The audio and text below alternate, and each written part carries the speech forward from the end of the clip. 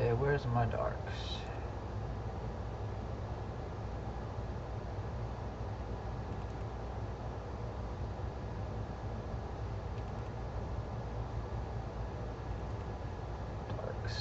Darks.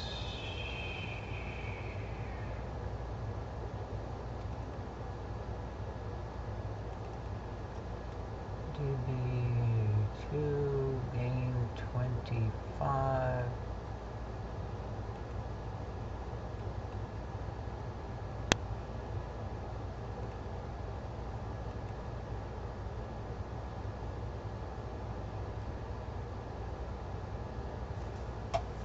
Okay, so let's get something going on the screen.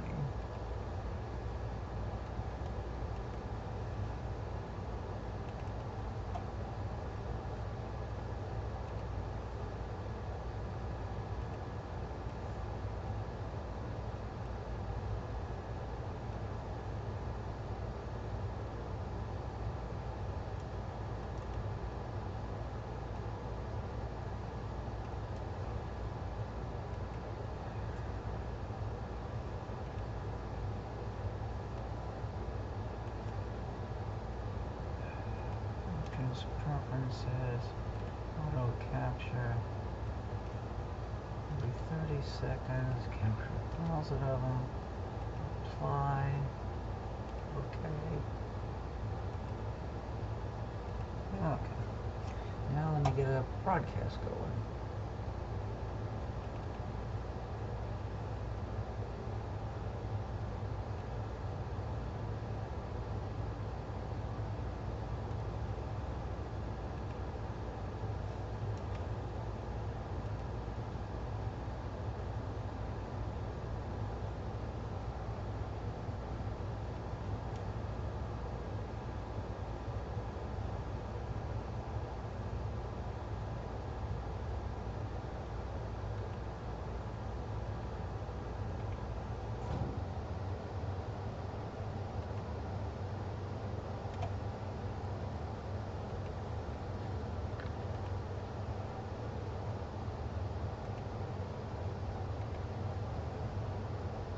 Okay.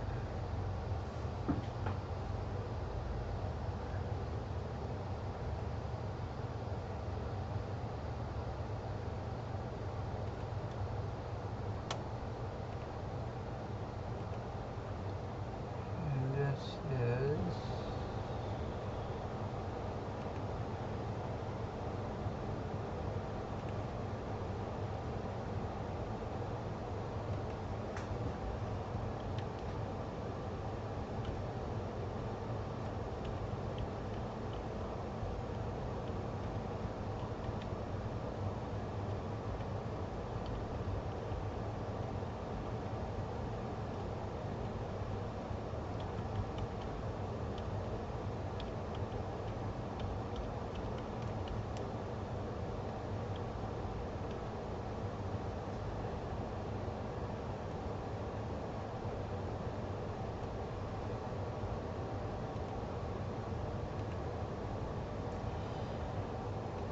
Hi, Jeff.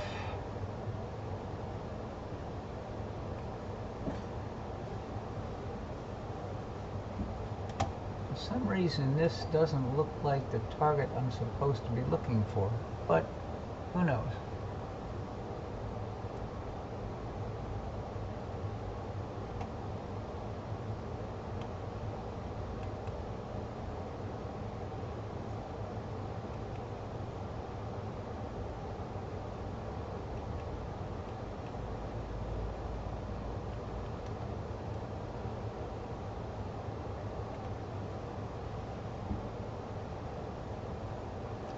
This is supposed to be,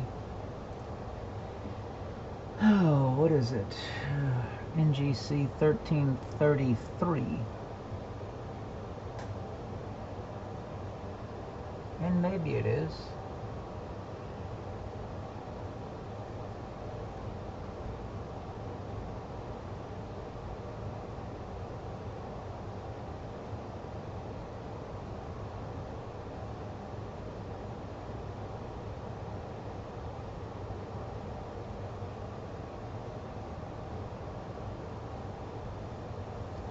supposed to be a bright nebula in Perseus called the Embryo Nebula.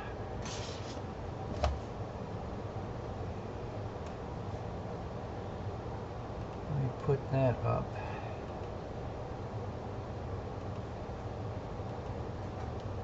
NGC 1333.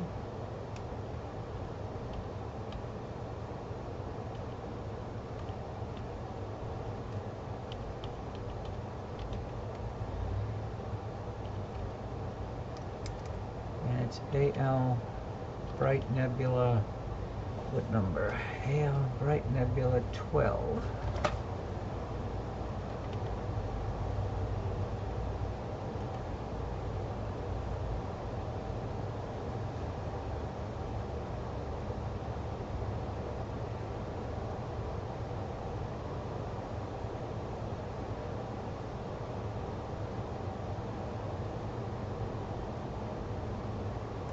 That's the full view there.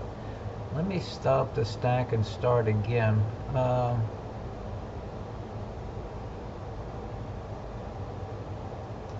Because I got way too many in the stack. I'm going to stop the live stack.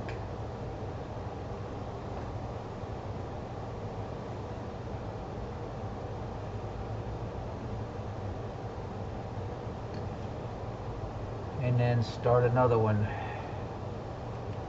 You can see where I start off with. I start off with a pretty black field. Let's see. Let me put in some parameters.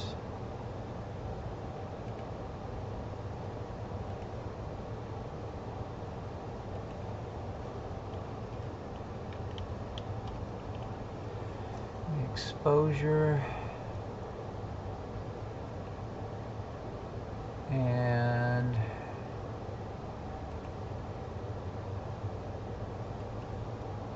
gain and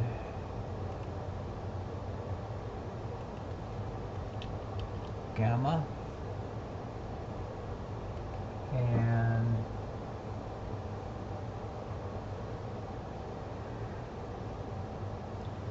that's it. So let's see, right now the exposure is 10 seconds.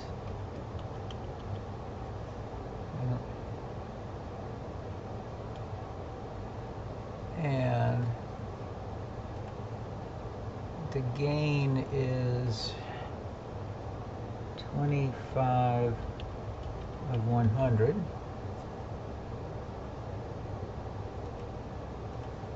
And the gamma is 1.00.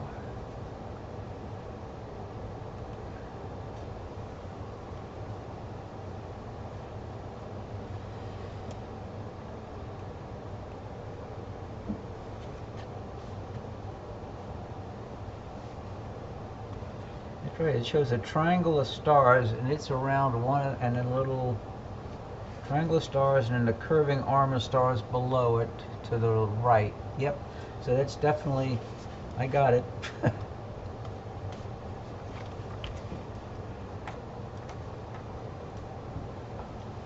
Looks like a tumbling satellite there.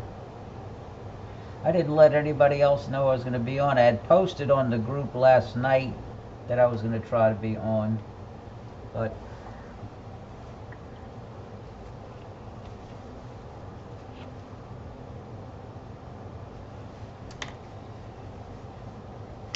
evening, Rusty.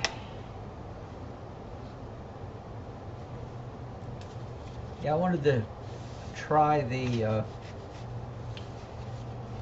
C8. See if I can get a little bit more resolution on some of these targets.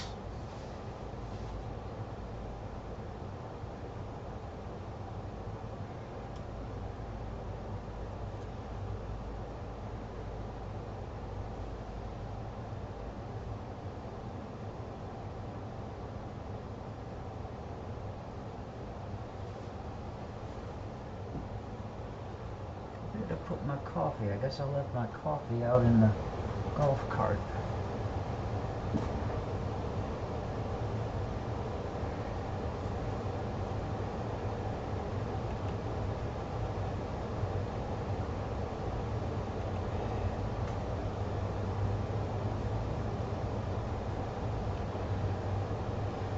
We've been going to doctors, and then we go to tomorrow, visit our cardiologist right before Christmas, just for a follow-up.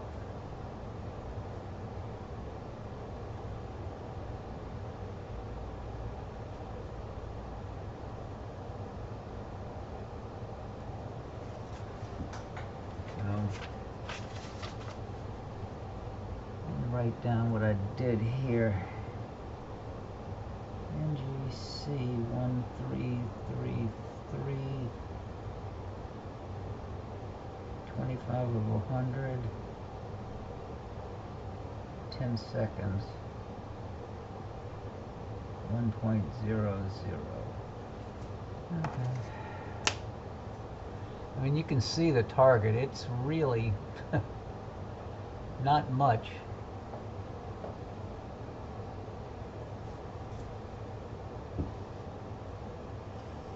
Yeah, so much for our golden years.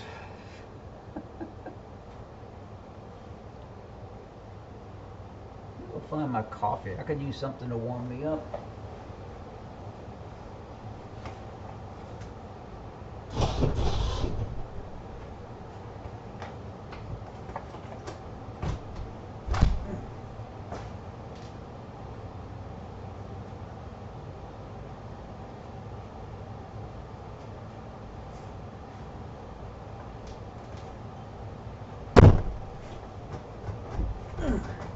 God, I gotta fix this door.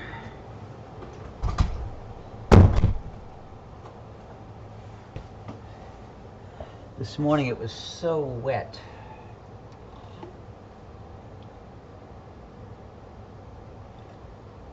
I tried carefully opening the observatory so the water wouldn't drip on the solar scope, but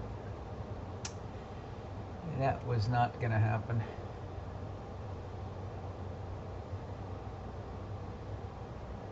Well, that is the embryo.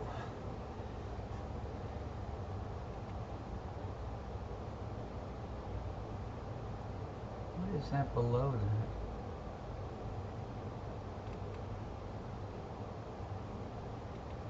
There's something below it.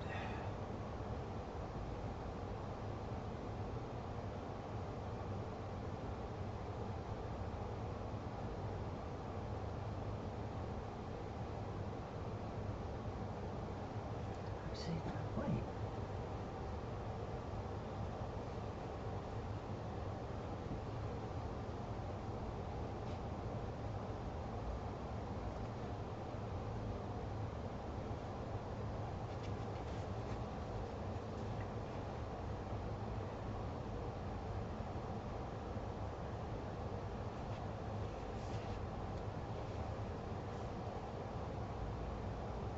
There's another nebula nearby, in and around IC 348.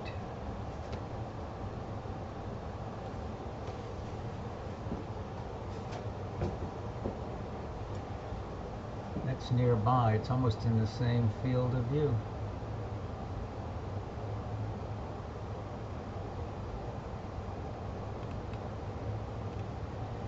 Yeah, let me zoom to it because it's close by. This is another one of the bright nebulae. IC 348. Let me stop the live stacking.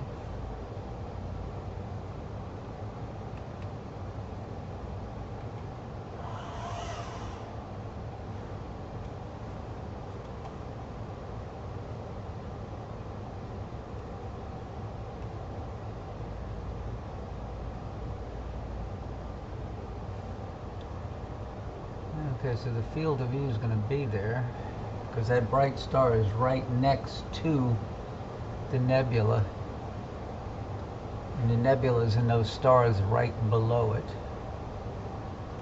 Okay, so let's start the live stacking. Let me erase this description.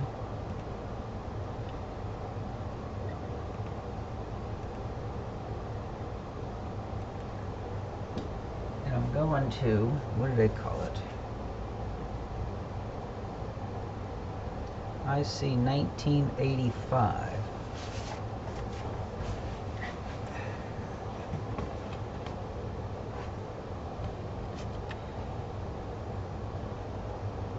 see. It helps having it at f2.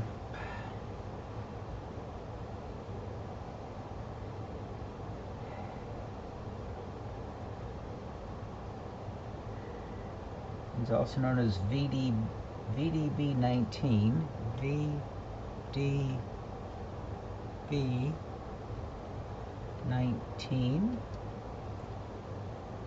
LBN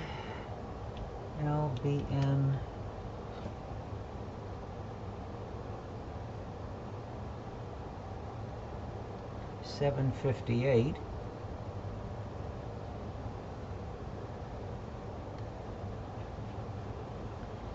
And it says in the description, in and around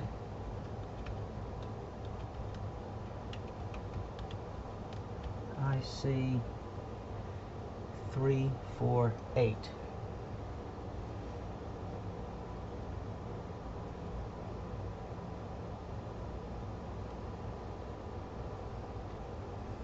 Well, we got enough satellites tonight, huh?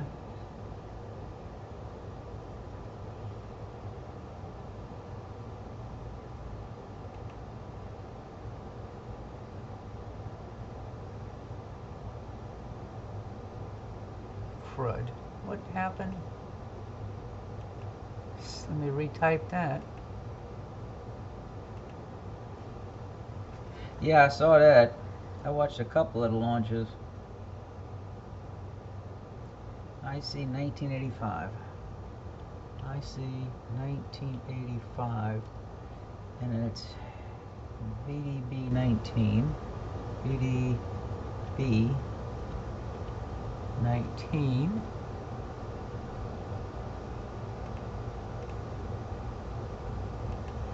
And LBN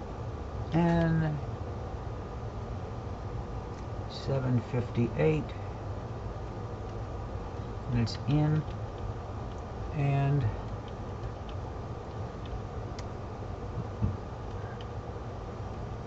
around IC 348.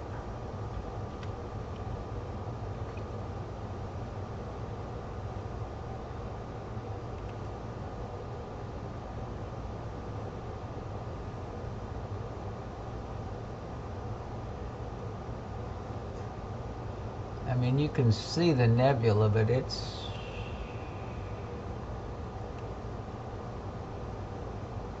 right around there. That's one thing you don't get when you use a refractor. You don't get that diffraction spike from the cables.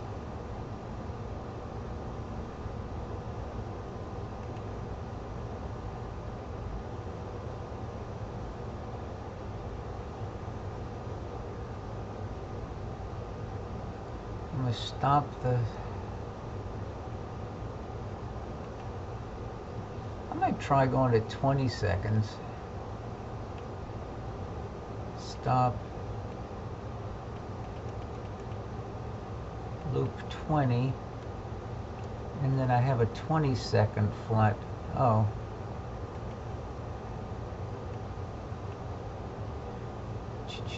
Import a gain 25 dB to gain 25 20-second. Okay. And I did take a flight this evening. It's on the desktop.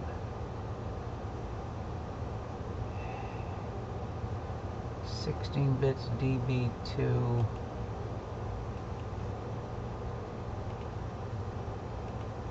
So I got a flat and a dark enabled. And let's start the live stacking. So now I'm at 20 seconds.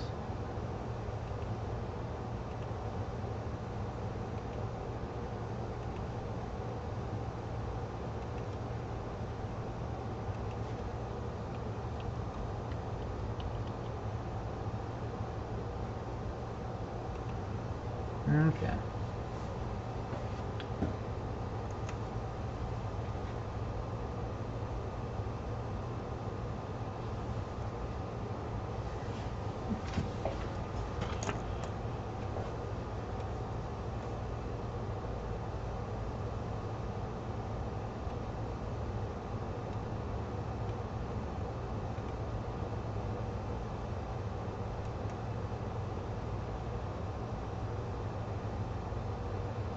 So I got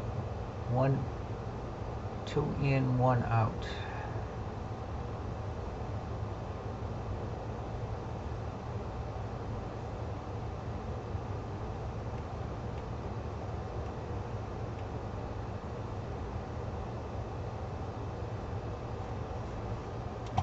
I'm going to drag over the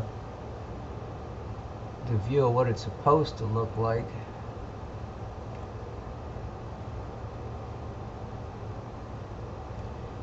The live view on the right is rotated about 90 degrees from the view on the left.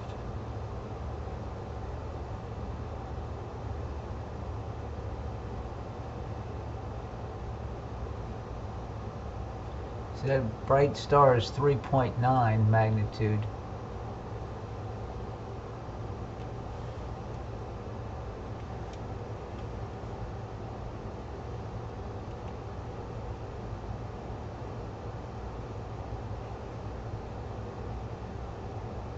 Yeah, this was a twilight flat without a white t-shirt, and the exposure time was like 1/3 of a millisecond.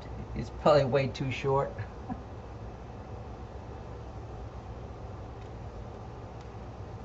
But you can barely see that little nebula.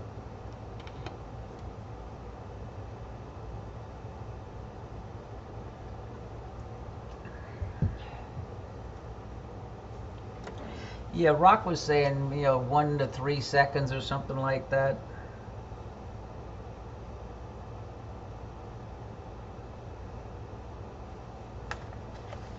Let me see what my Sky Tool image of this looks like.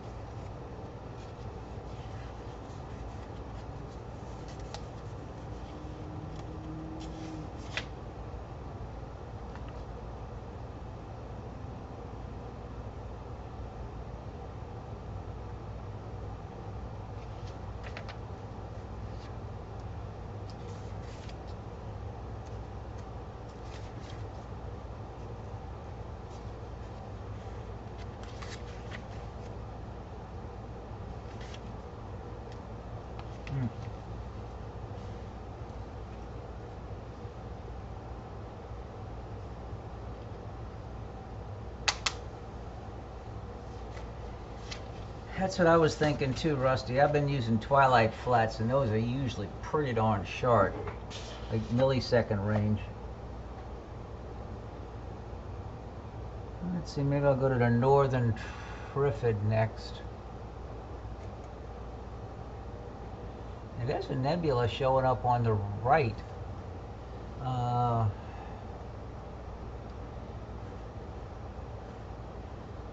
There's something called... Oh, I see it.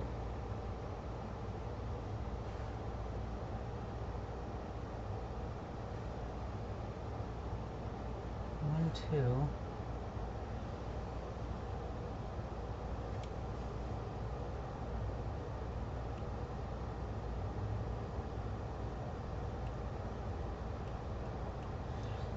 Yeah, you can see there's a nebula right up.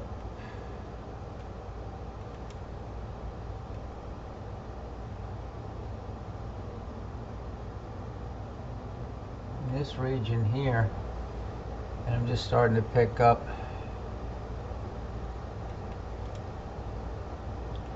I was trying to get a designation in Sky Tools.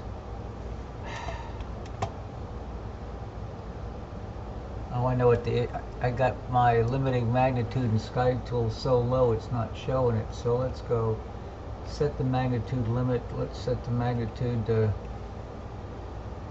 like 15th mag and see what happens.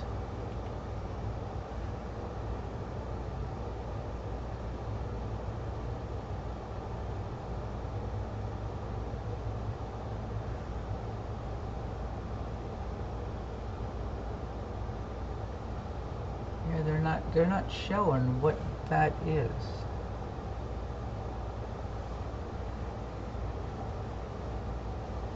Well, I'm going to go over to the Northern Trifid, which is...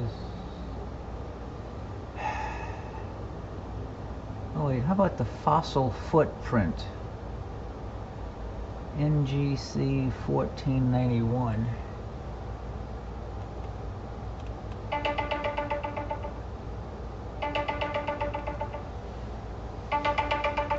Who's calling this time of night?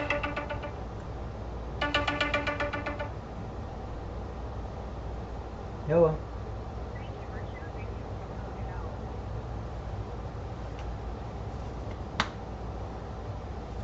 Yeah.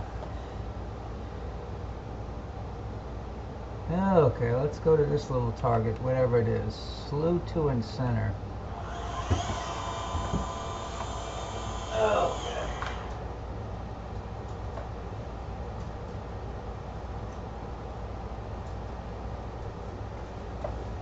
I better rotate the dome.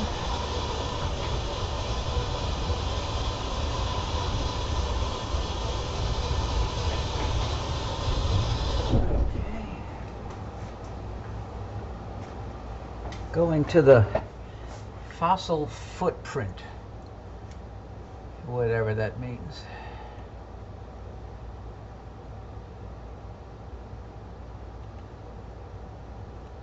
It's there right in the center.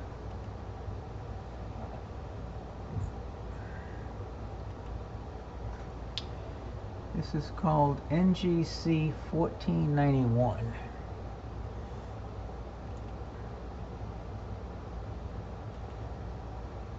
Yes, I am.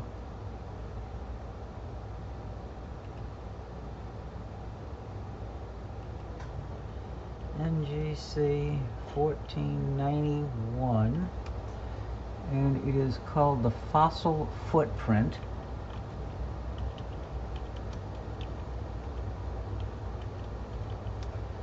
And LBN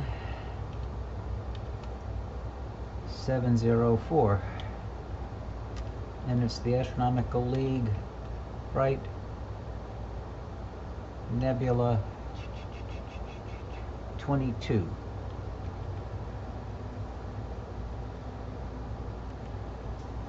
You can see it right in the center, and then I'm going to start the additive stacking.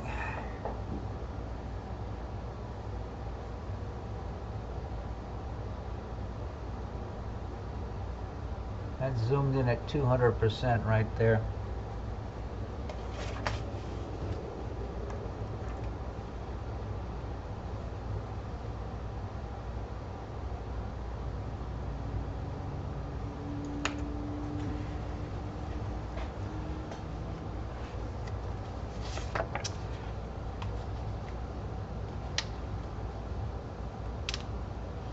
Doesn't look bad.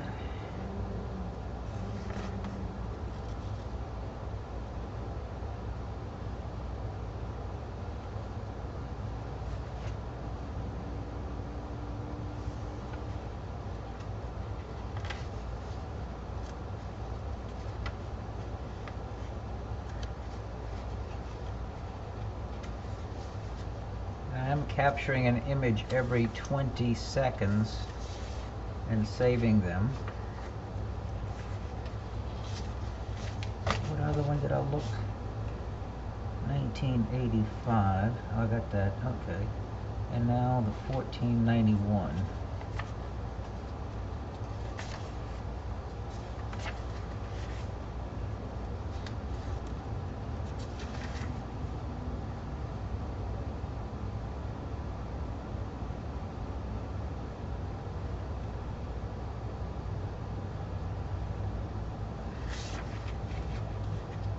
Yeah, it looks pretty good. Well, there's a lot of nebulosity around that object. Look, yeah.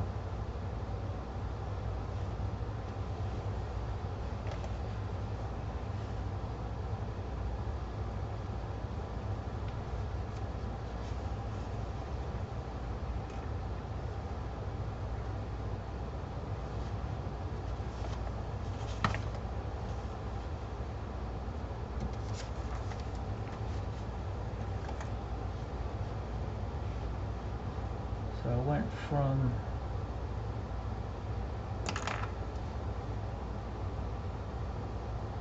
I see 1985, and I went 10 seconds on it and 20 seconds.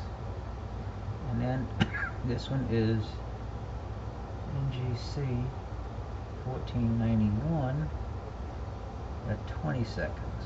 Okay. That's got some nice detail in it.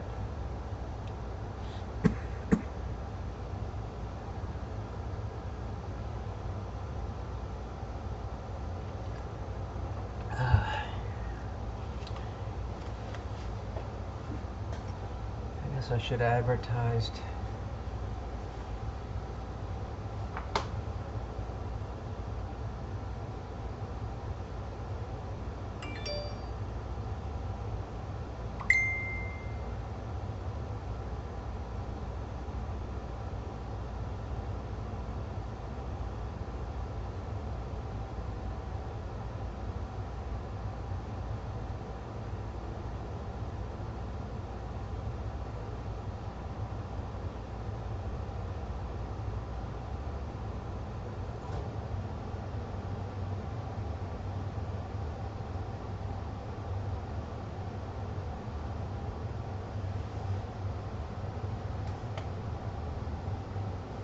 Oh, I was gonna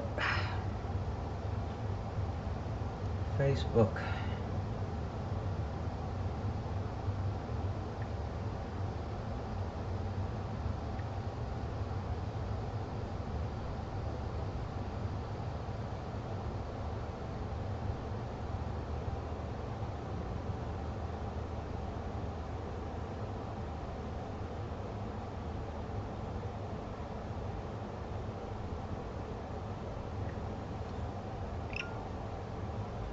Ooh.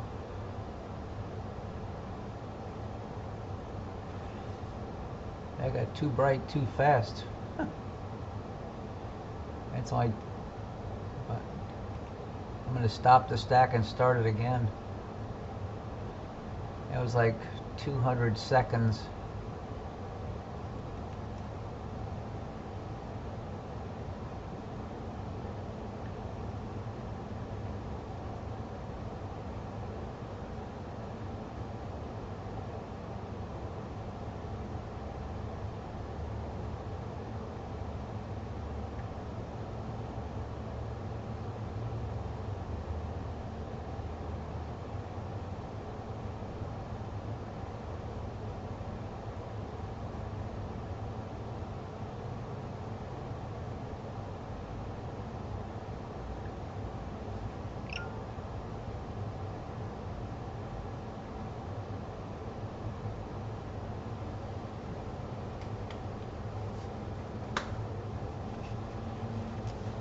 Yeah, I'm restarting the stack.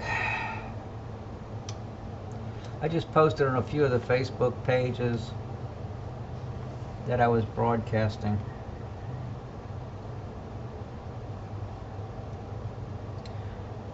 I'm going to go to Heinz Variable Nebula next.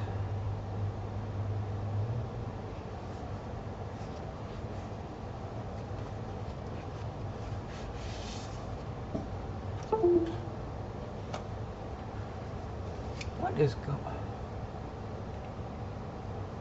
Am I still broadcasting?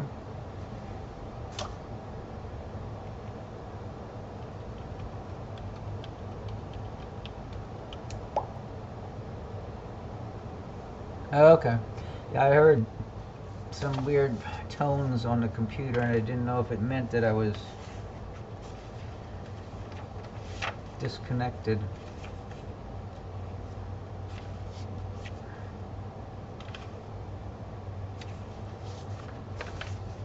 I'll go to Heinz Variable Nebula next.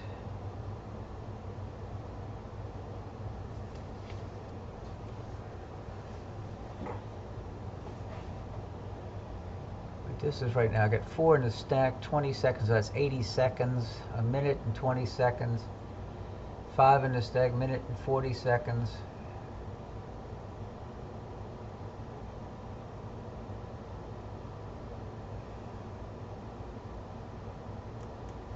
There's the full field of view.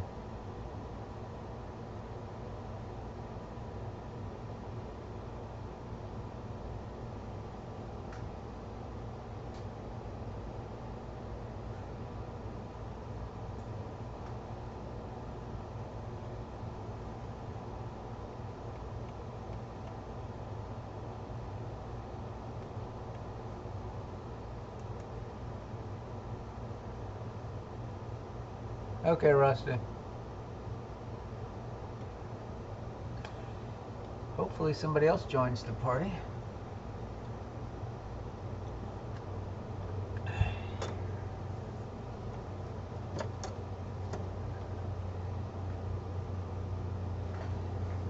How's the weather up your way, Jeff? If it's anything like rocks, it's miserable. This past weekend he had 0 centigrade. It was snowing at his house in Johnstown. There's a nebula just at the 9 o'clock, about 3/4 of the way from the center to the left. What is that?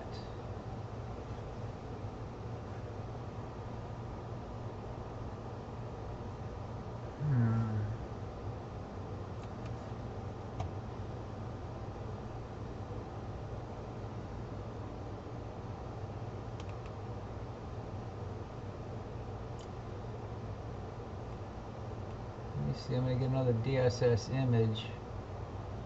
It might be Sharpless 2-209.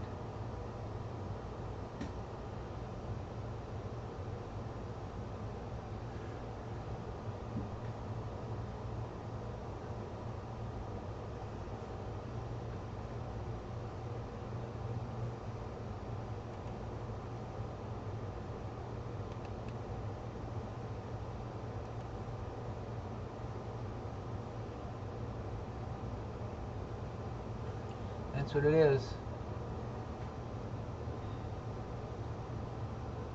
There's a close-up picture.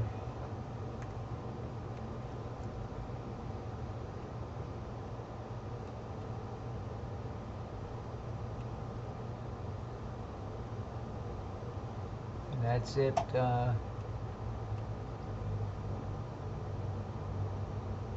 Right off the left edge of the photo.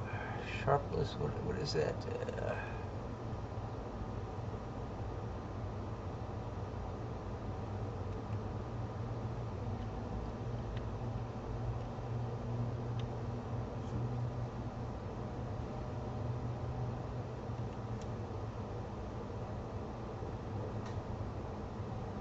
209.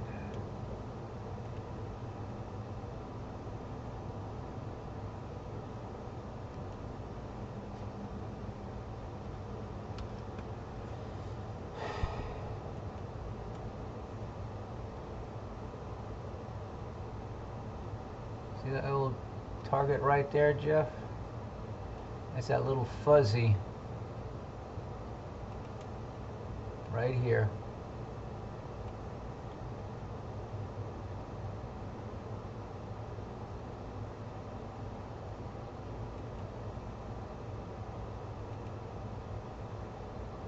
What's the information on that?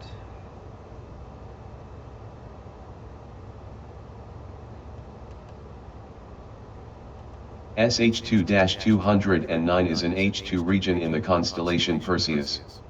SH2-209 is located fairly high in the northeastern sky, at an air mass of 1.3.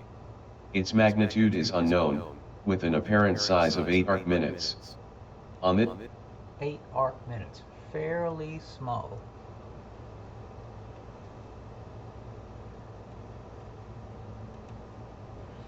Evening, Rock.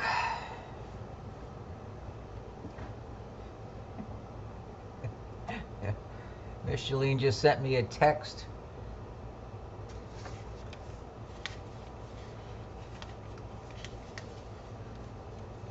About my PayPal payment to her.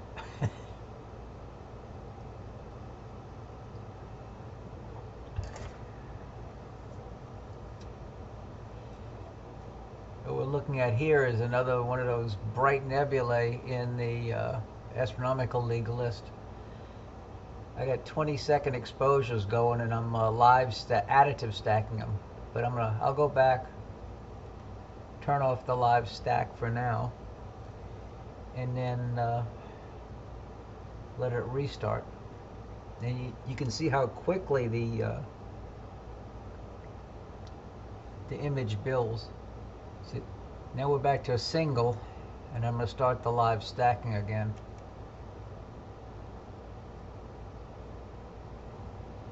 But that's a single 20-second exposure with the gain at 25%.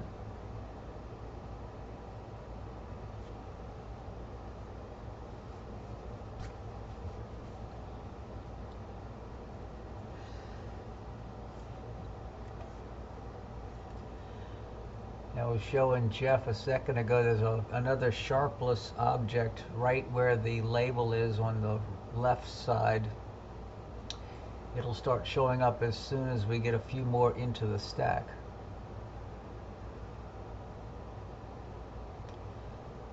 But its magnitude limit is undetermined.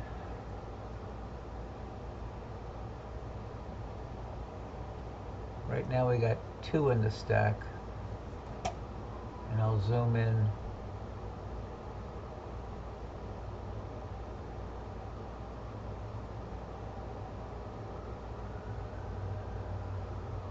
That's 3 in the stack. And you're just starting to see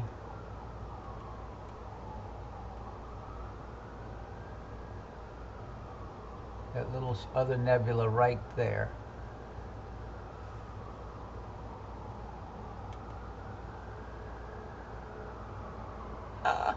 What did, oh, okay.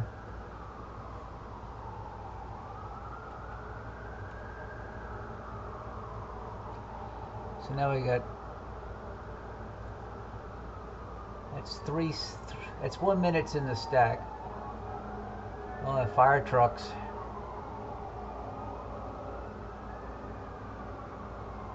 That's on the highway about a quarter mile from the house.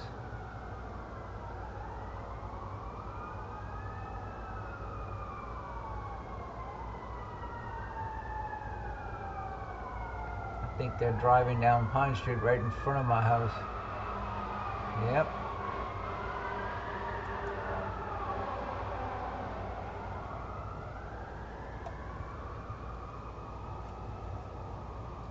I'm going to zoom in on this little sharpless object over here.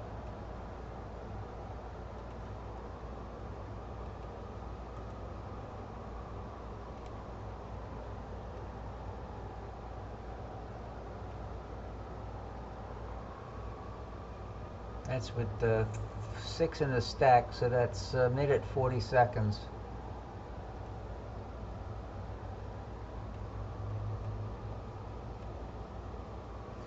And I'll bring over the SkyTools DSS image of the target. Give you an idea of a comparison. It's rotated 90 degrees.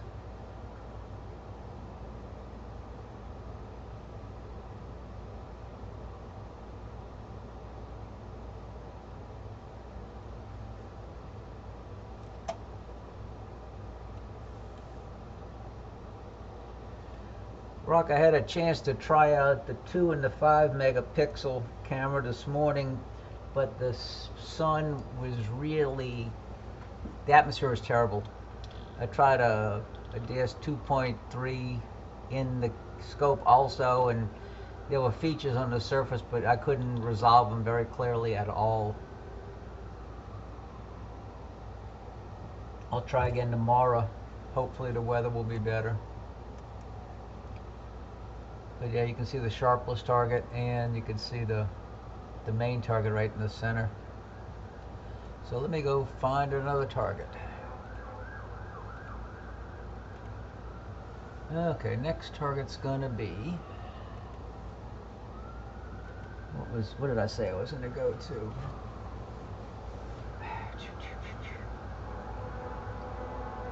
Heinz Variable Nebula.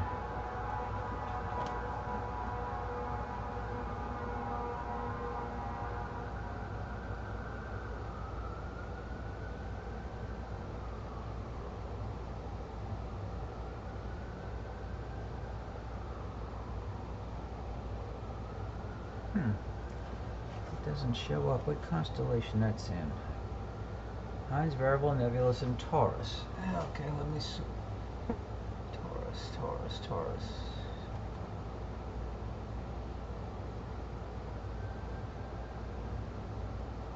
Heinz Variable Nebula. Let's go to the Interactive Atlas. And there it is. Slew to and center.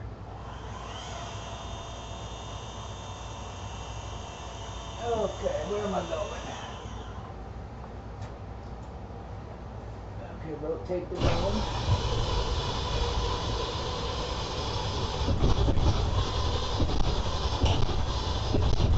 Boy.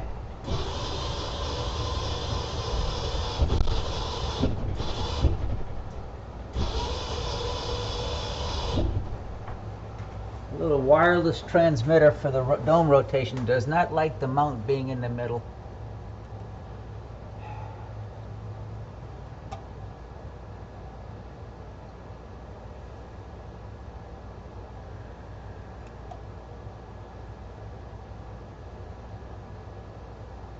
Turn the blue light off.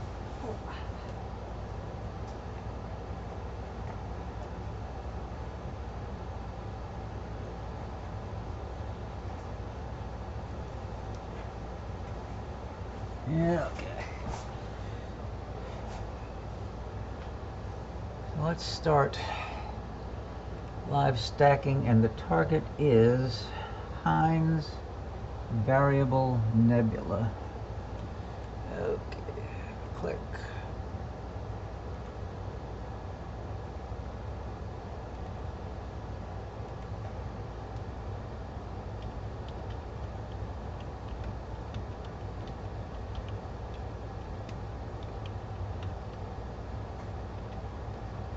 And what's the other descriptions for Heinz Variable Nebula?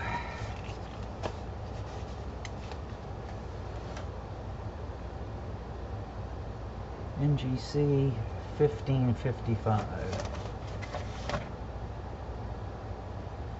NGC 1555. And what else? SH2 238. SH2-238 and LBN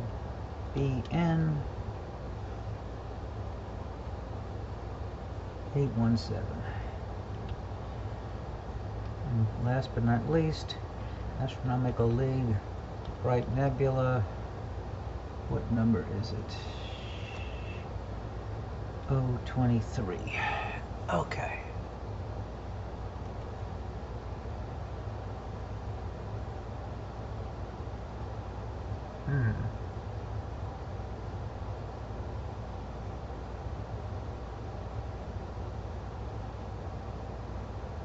I don't see anything yet.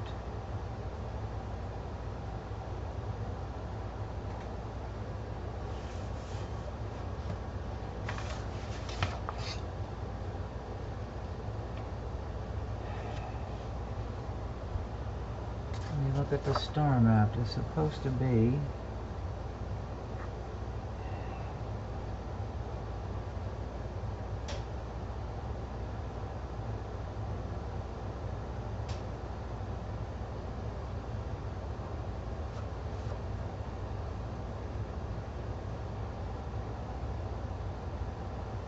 there. Oh, there it is. Boy, can you see that little faint fuzz? Well, there it is.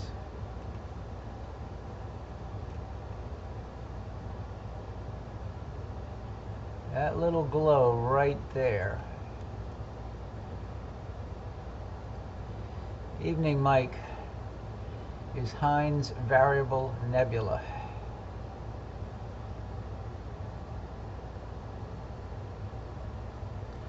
Let's get some information on it. Let's see.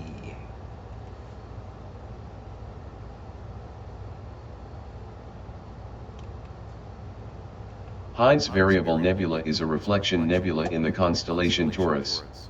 Heinz Variable Nebula is located high overhead, at an air mass of 1.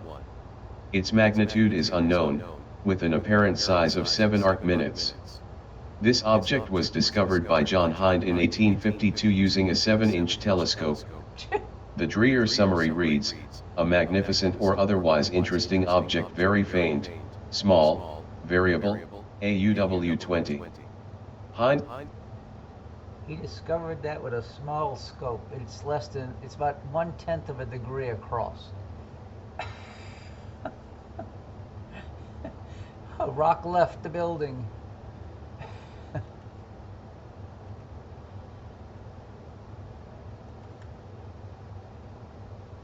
that's the target right there, that little fuzz. Looks like there may be some extended nebulosity around.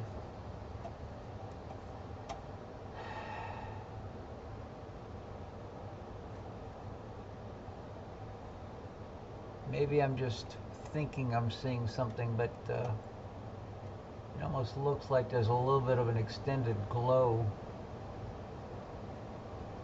out here, but maybe it's just me and my great vision.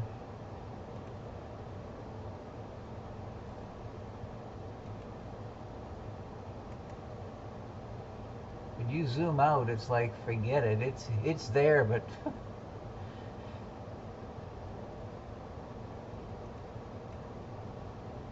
you really have to zoom in to see it. Well, chalk it up. Heinz Variable Nebula. That's another one of the Astronomical League targets.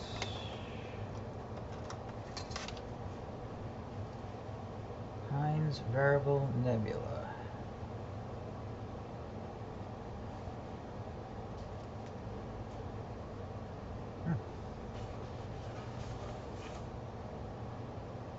Yeah, I looked at the Sky Tool chart, and the Sky Tool chart showed next to nothing.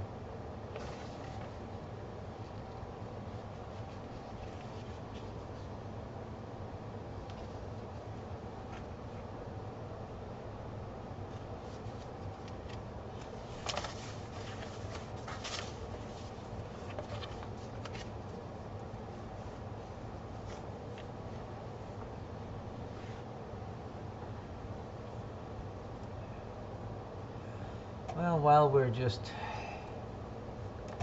maybe I'll go to something a little bit bigger and brighter.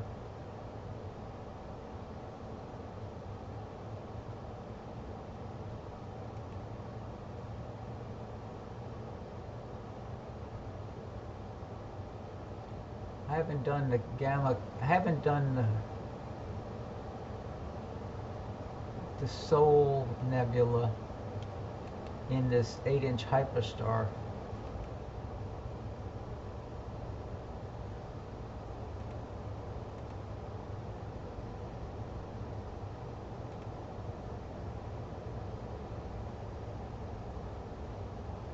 Where is it?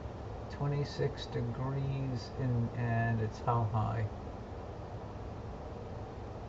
54 degrees. Okay. Let's go to the Soul. Yeah.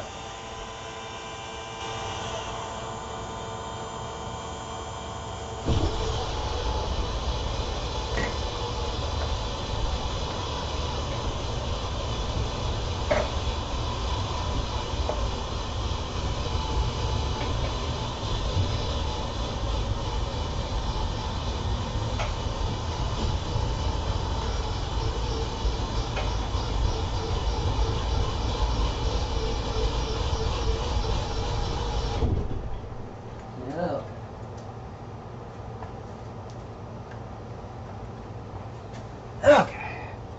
Stop the live stacking. Let me do some erasing.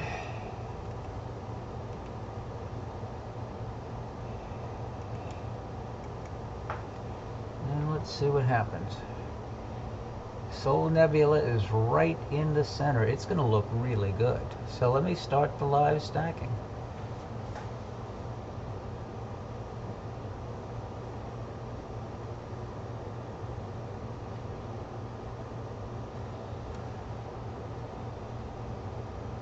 I said, I have not done this one yet with this scope.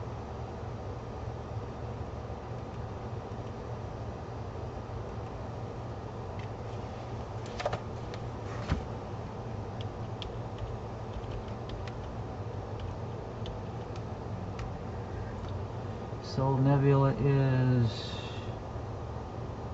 LBN667. LBN, and it is Astronomical League Bright Nebula 11. Okay.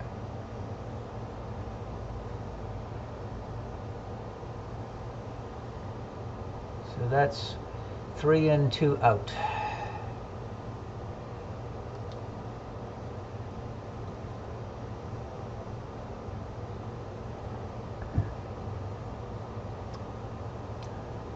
I think the field of view for this 8-inch at f1.9 is a little bit over 4 degrees. I think it's like 4.1 degrees diagonal.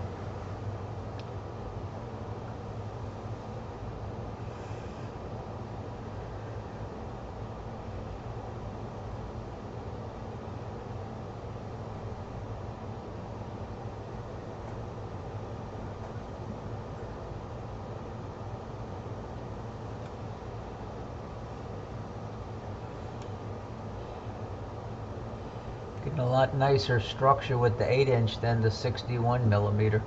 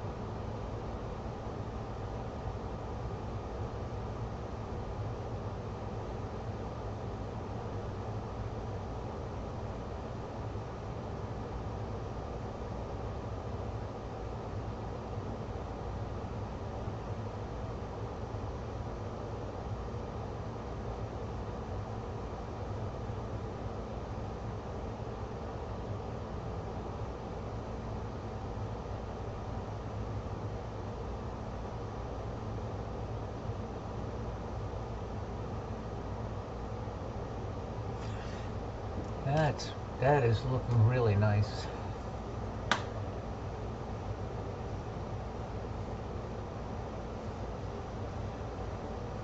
I don't know if I used a 26. Yes, I used a 26 with the 61. That's what I had been using when I first discovered additive versus average stacking. This is the first time that I grabbed the C8 with HyperStar and put it on top of the scope in place of the 61mm. How you doing, C-Band? I'm looking at these little detached nebulae I had never seen before around.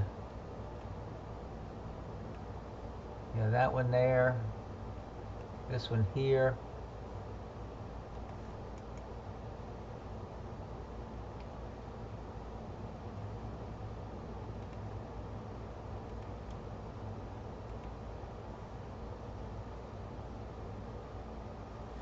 That little detached one at the top of the head is, what is its designation? That is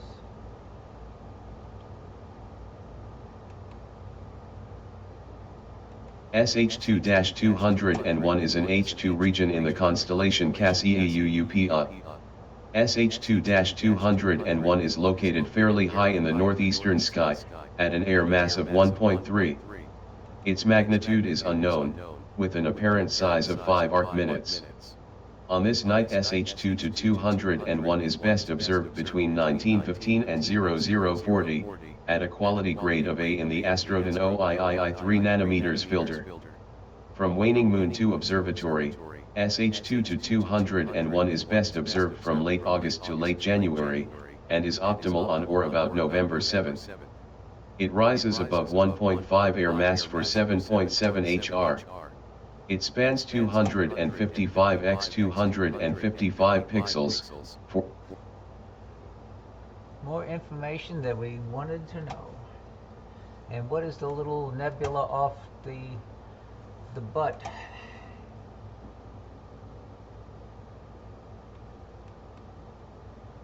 Cygnus 3 is a likely H2 region in the constellation Cassiopea.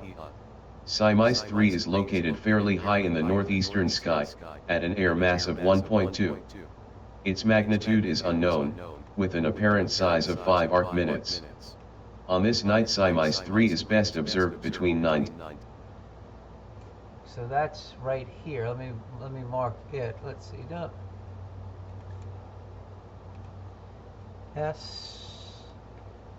SIMEIS 3. It's that little nebula off the bottom of the Sol. I don't remember seeing those before. Very nice.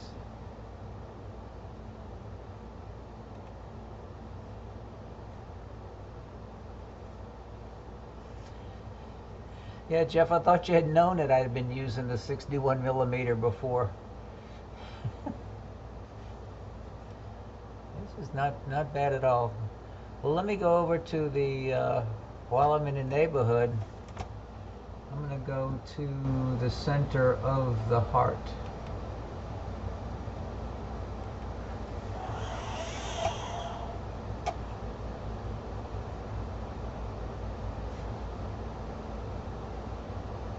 Since I'm in the neighborhood.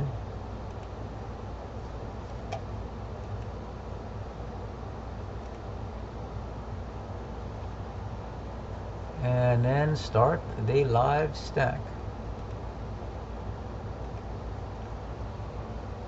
Oh, the fish is already showing up.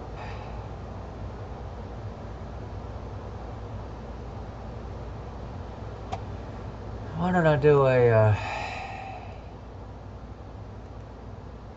rotate 180? Oh, I can't do a rotate while I'm stacking. Okay. That's fine.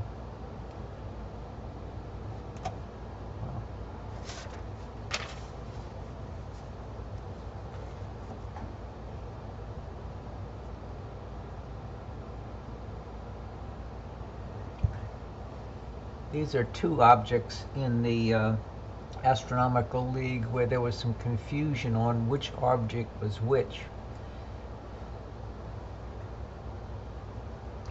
The fish head is target 9 in the list, and the rest of the heart is target 10. If you look at different charts list the different parts with different numbers. So I got a little clarification from the person that's over that observing club.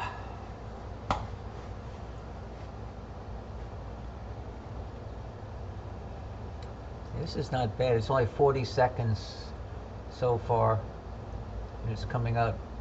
That's 1 minute total exposure.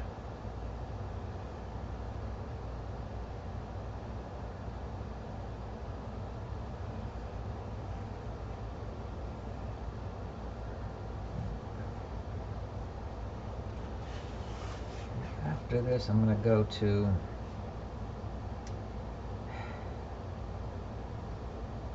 Setterberg 34. I think it's going to be too faint, but we can try it.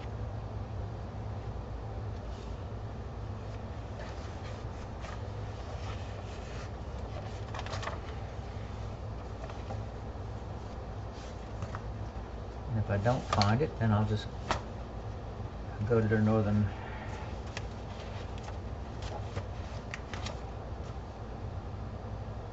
Trifid.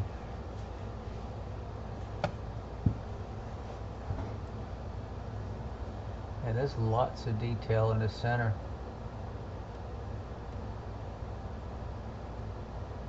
It's 1:40 total integration time.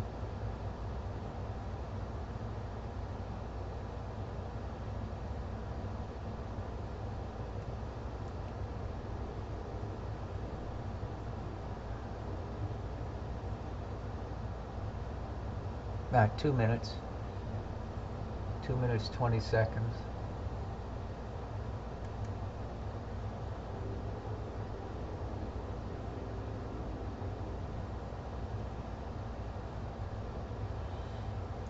Evening, Jamie.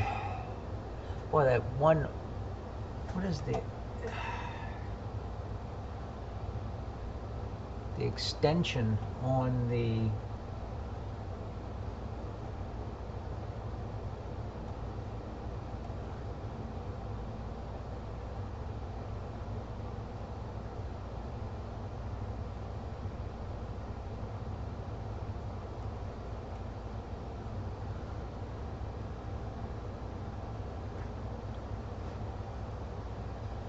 amount of detail in the extension off the top of the heart. Pretty incredible. And all of the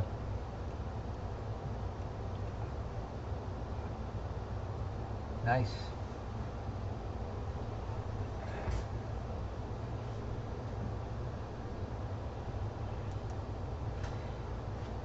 I was comparing this to the Raza. The Raza is f2, the 8-inch, and this is f1.9, so it's a slightly wider field of view.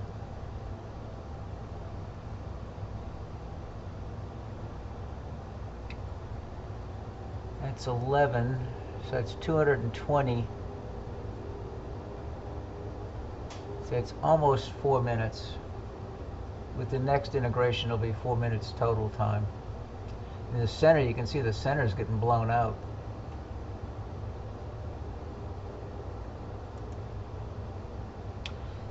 That's 4 minutes.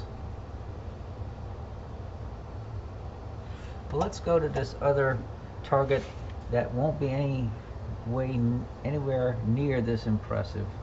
Zetterberg 34. It's one of the in what constellation? That's in Taurus.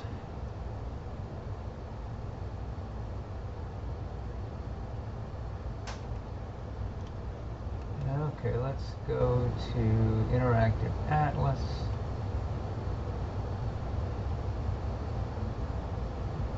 Supposedly there's a comet in the same field of view.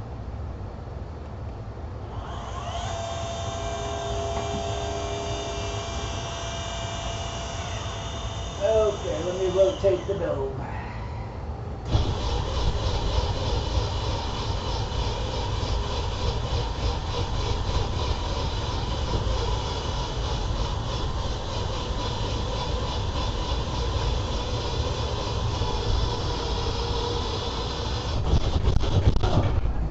Mount right in the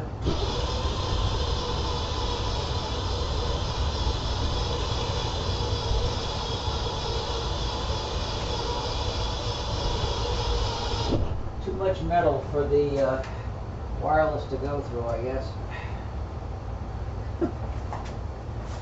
Okay, stop the live stacking. Okay, now we're going to Zetterberg 34.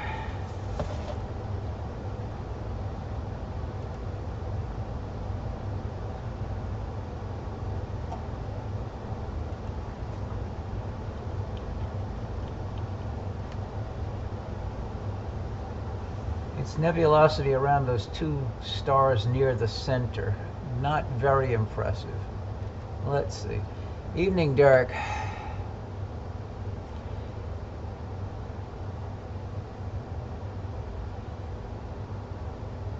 Now let me go to live stack.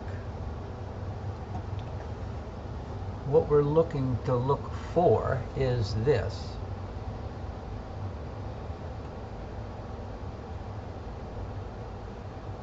some faint nebulosity. I think that's 72.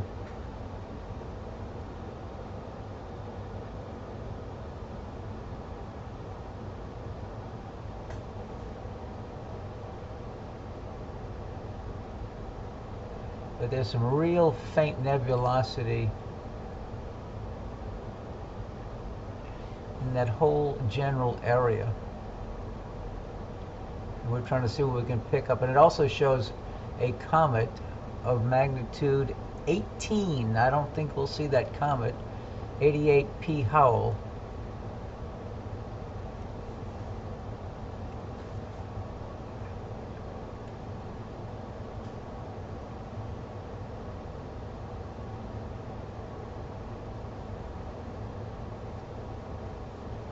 How big is...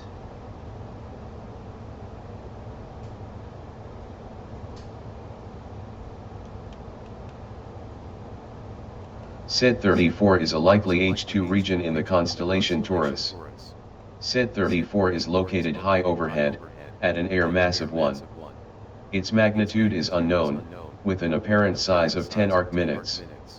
On this night SID 34 is best observed between 1:50 and 3 o'clock, at a quality grade of B in the Astrodon OIII 3 nanometers filter.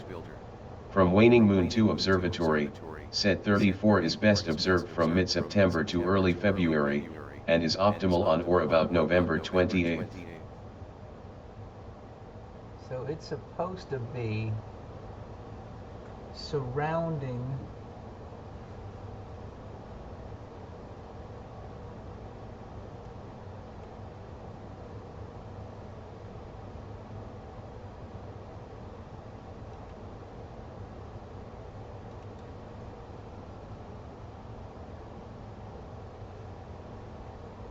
they show it up in this area is where it's supposed to be.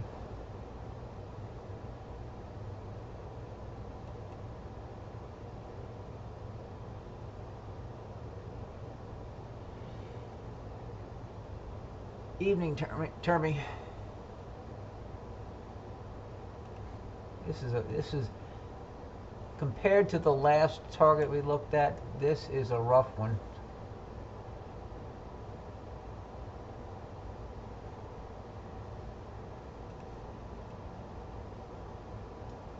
Supposed to be around that star.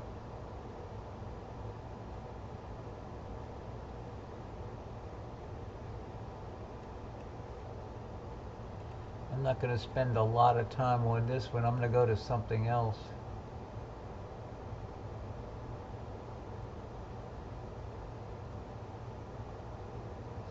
I see a little ghostly glow, but that could be the reflection, just like the reflection around the brighter star from the HyperStar lens.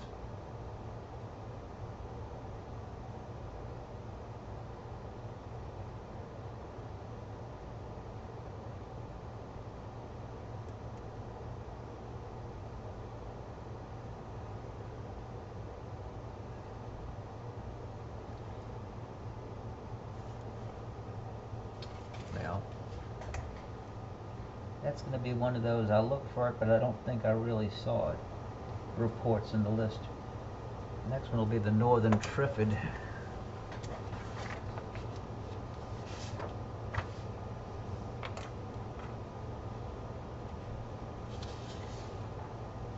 Yep.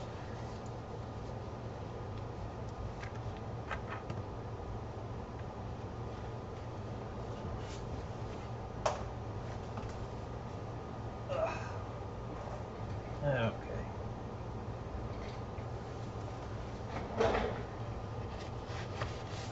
Yep, that was a no-go.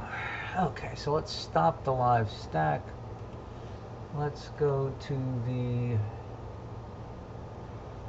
Northern Trifid, which is in Perseus, and it is 1579.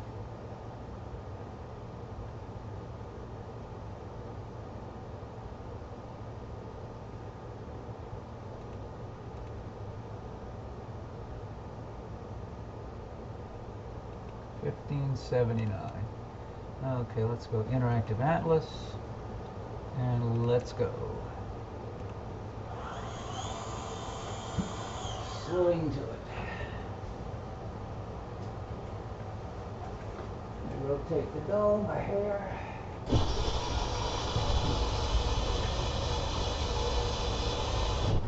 Okay.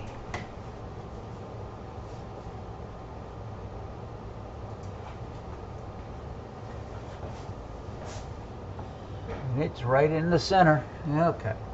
Let's start the building of the stack. And this target is, erase this.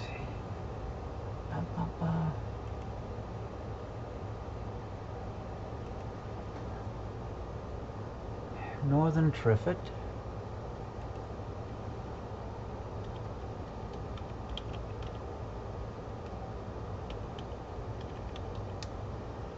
Also known as NGC 1579. And SH2 2-222 LBN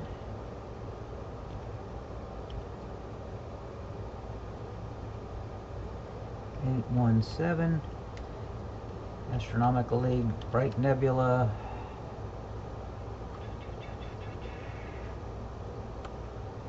025.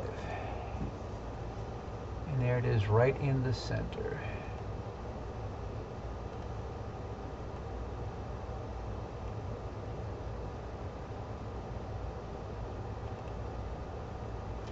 Yes. It's a version 4 of the HyperStar 8-inch, a 1.9 degree f1.9.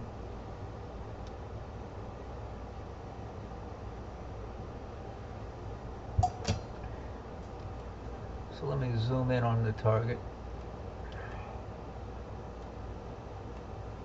So we got 3 in the stack, so that's, or 4 in the stack, that's a minute 20 seconds.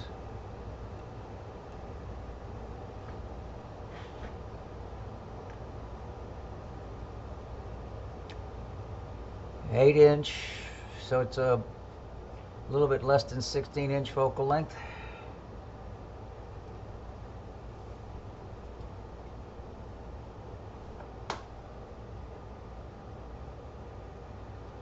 Let me get my calculator out. Calculator, clear, 8 times 1.9 times 25.4 equals 386 millimeters.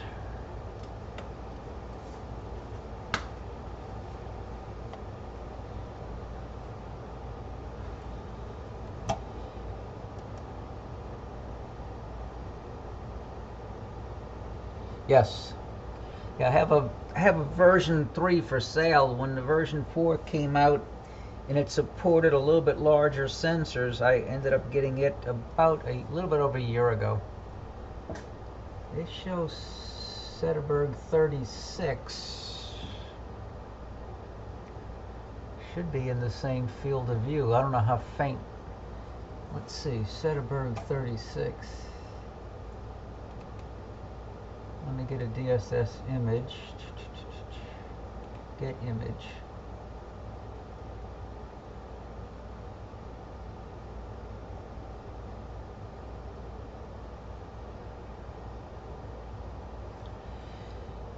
For doing a live video, nothing can beat a fast optical system.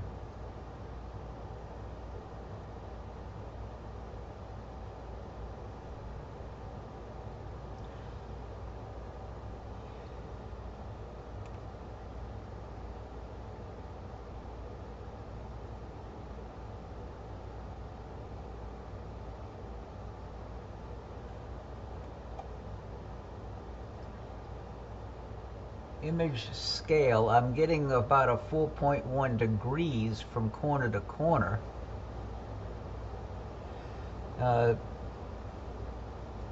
C8 is riding on top of my Lunt 152, and parallel to my 16-inch Ritchie accretion, and they're all riding on an Astrophysics 1600. I have no idea what the pixels per arc second are.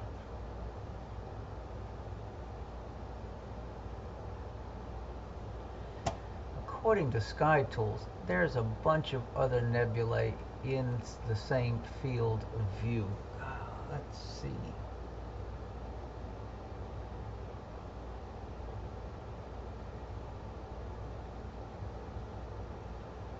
There's that bright star there.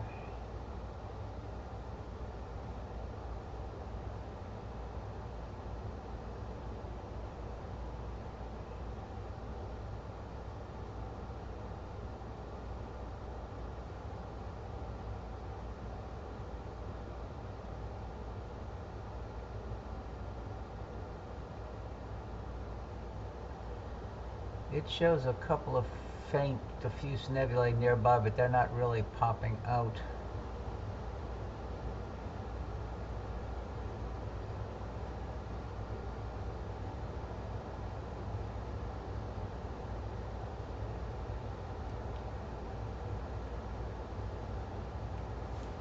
Yeah, this target is magnitude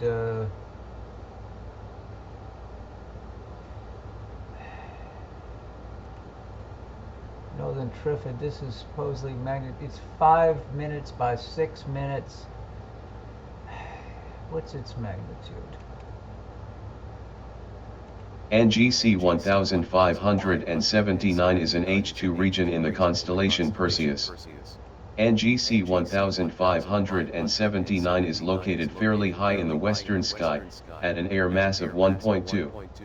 Its magnitude is unknown, with an apparent size of 5 by 6 arc minutes. This object was discovered by William Herschel in 1788 using an 18.7-inch telescope. The Dreher summary reads, "Pretty bright, very large, round, and irregular, much brighter middle, a star 8th magnitude 350 degrees, 2." So, yeah, it's pretty faint. Yeah, I'd have to calculate that, but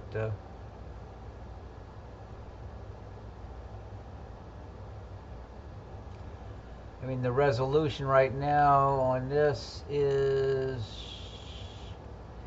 3112 by 2084 pixels,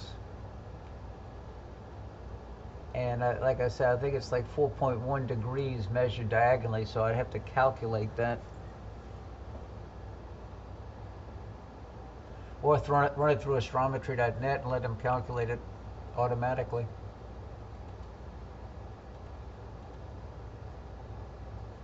But that's a nice little target. Let me see.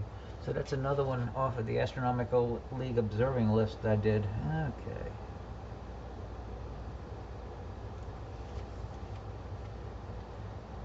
Where is... I wonder if the wizard is up.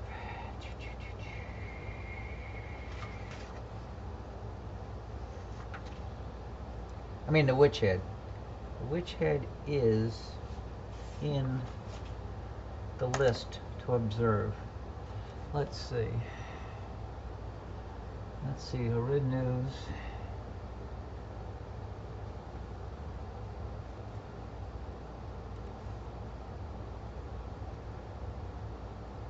Harid News, witch head. Okay, Interactive Atlas. Let me see. Observe it now. Okay. It's 24 degrees up. What the heck? Let's give it a shot. Slew to and center at cursor. Going to the witch head. Oh.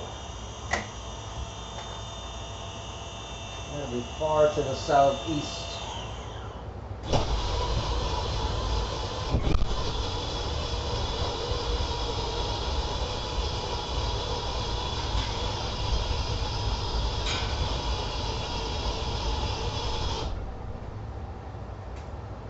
Getting caught. Okay. So let's stop the live stack. All right. Off to the witch head.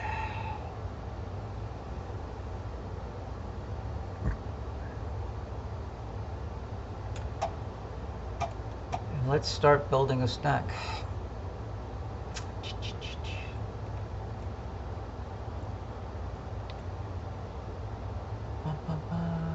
Stack.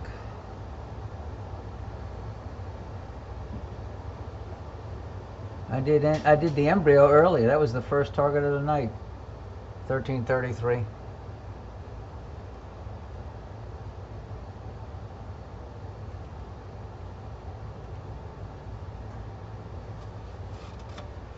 Yeah, that was about an hour and a half ago. NGC. Oh no, IC. IC 2118.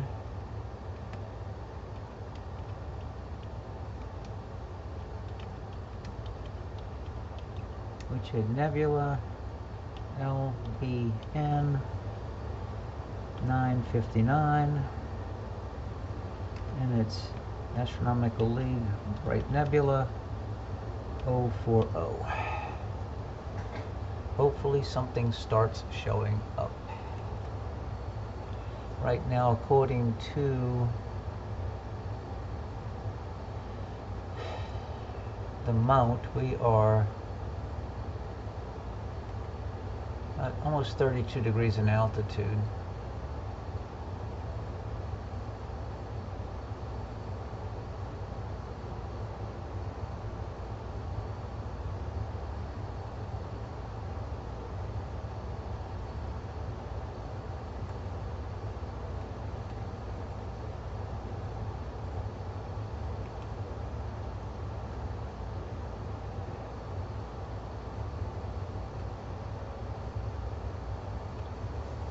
Oh, that's, if it's there, it is.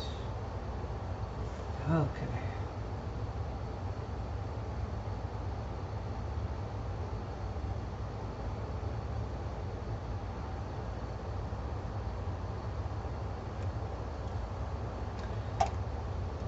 We have a nice light pollution filter on with that H alpha filter. But we're also aimed towards the worst light pollution.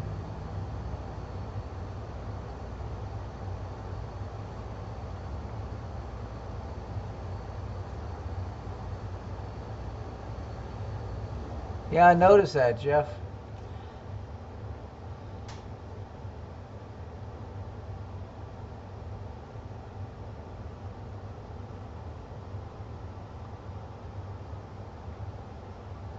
For some reason, I am not getting the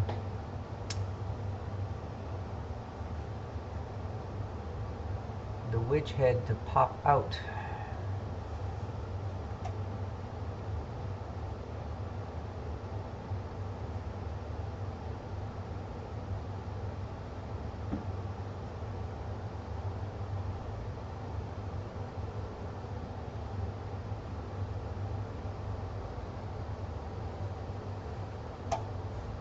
I see the 13th magnitude galaxy down there. Zoom in on the corner.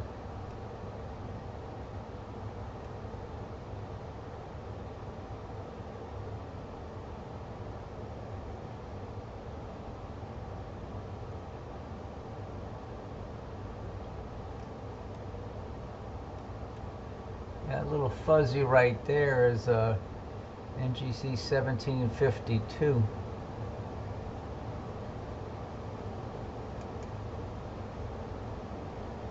But the, I mean, there's a little bit of nebulosity.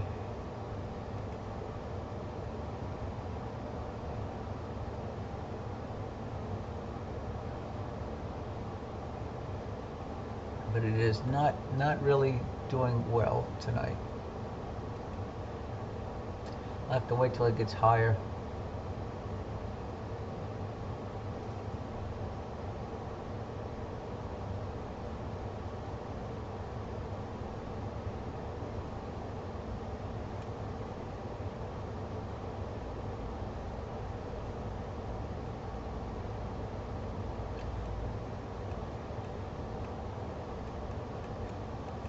Is that you,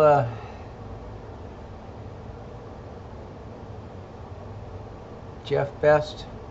Best Red One?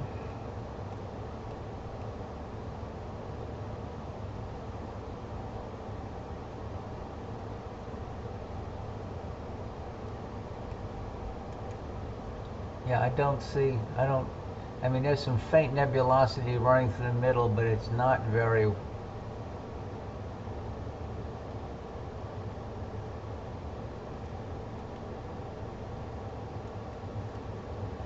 Yeah, with the filter I have on this scope, I really can't do galaxies.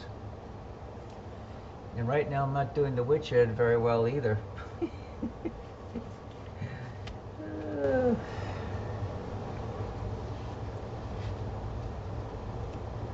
What other nebulas do we have? Let's go back to the Pleiades, because see if I can get anything better with the Pleiades.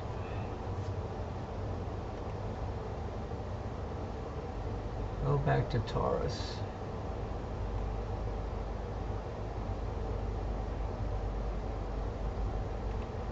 I'll start with the Crab Nebula first. It'll be very small in this scope. Slew to and center at the...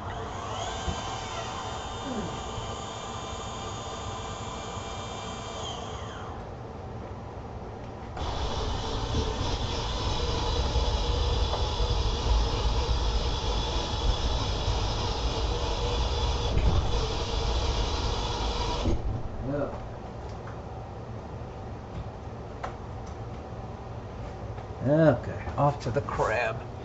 Stop the live stack. Erase the name. Let's see what happens with the Crab.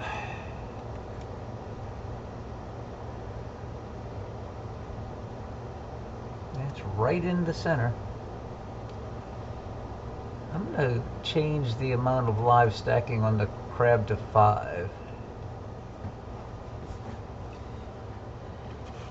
Okay, Crab Nebula M1.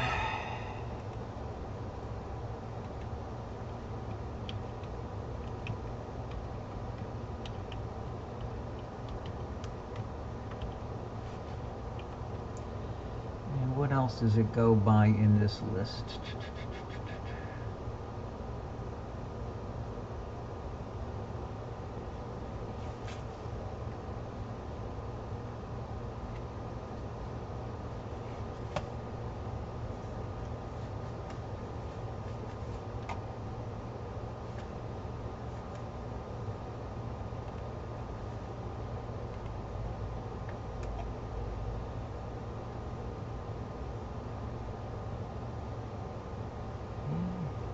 Let me go back to Taurus. How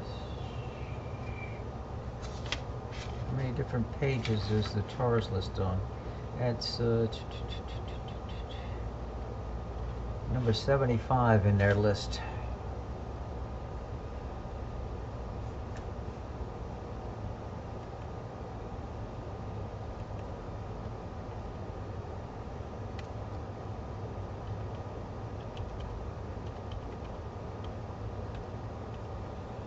Okay.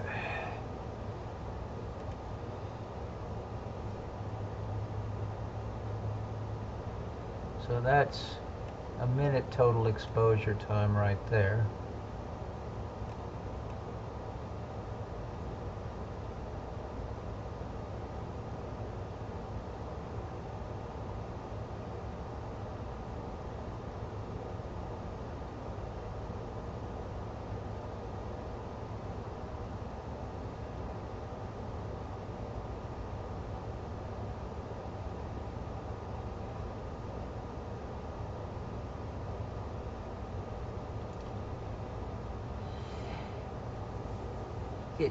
The filter may be blocking out too much of the wizard. That's why I quickly changed to something else.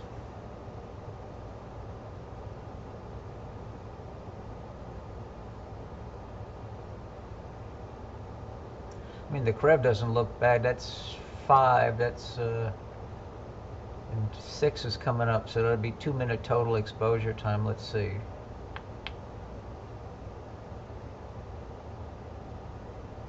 Yep.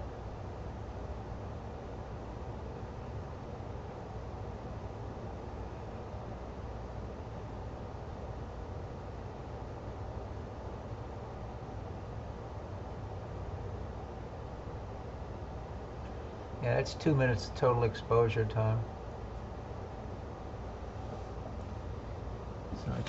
So that's the crab.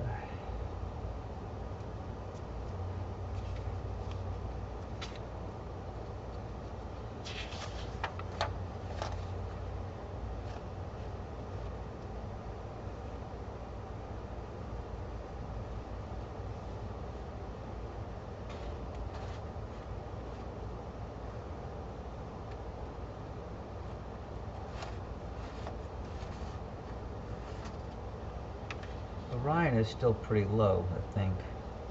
The witch head was like not there.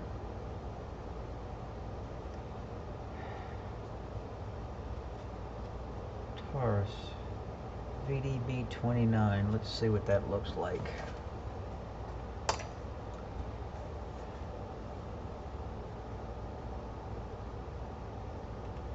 VDB29 Taurus, diffuse nebulae, interactive atlas. Let's see what a DSS image looks like. Get DSS image, get image.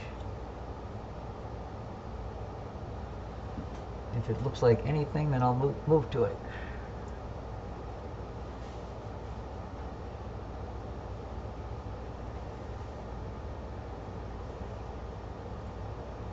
Some of these things listed as bright nebulae are anything but bright. Like this one. Oh well, I'll go to it. Slew to and center at cursor. I'm going to another target in the astronomical league list.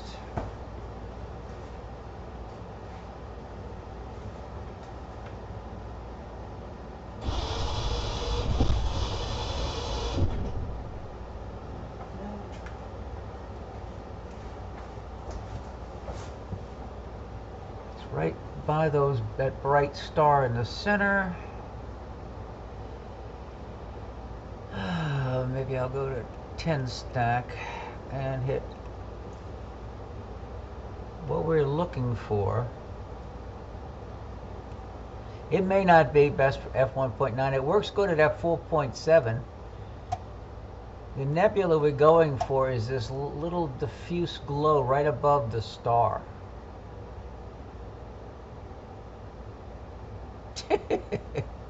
Yeah, I got too much of that also.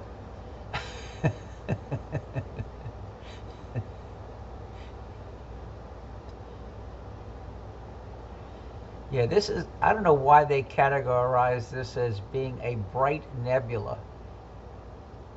To me, that's not that bright, but that's what the target is. And now to see if we can get any of it.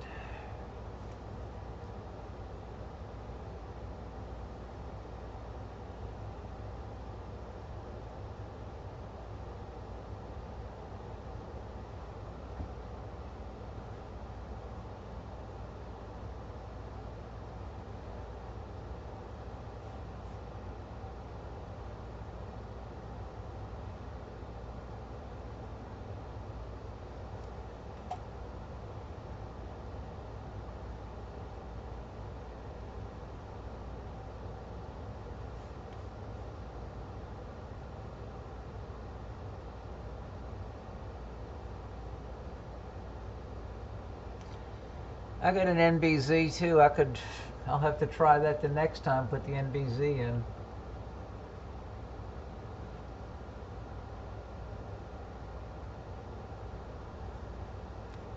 Got 2 stars. I'm trying to match the star field. Okay. So I think the nebula would be...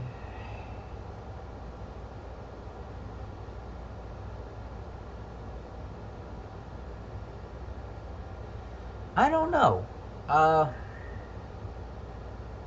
I don't know if it's the latest one that's made for super fast systems.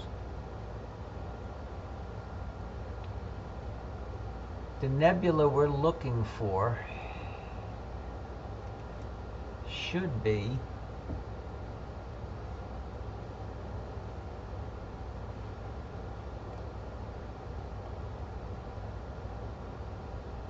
up in here.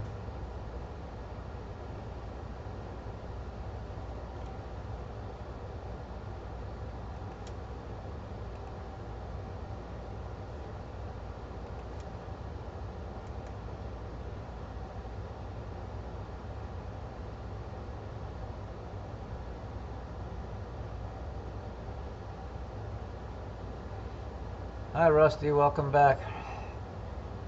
There may be something there, but to say with certainty that I saw it, not so much.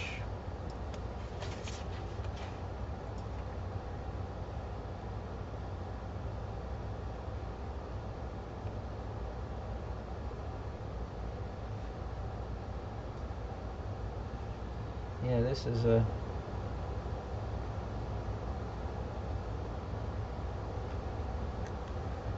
Which one is this we're looking at? Okay. No, this is not the Crow Nebula.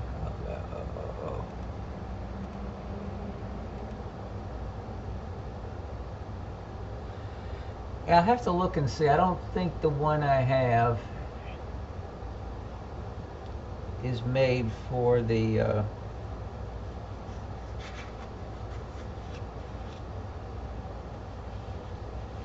yeah, I don't have the UHS. Sorry, I just got the original.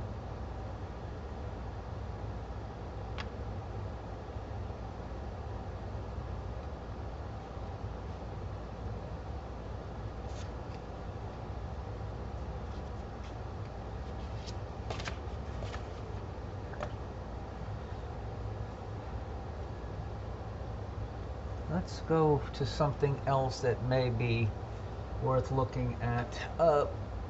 See where in the sky that is. Yes, they are.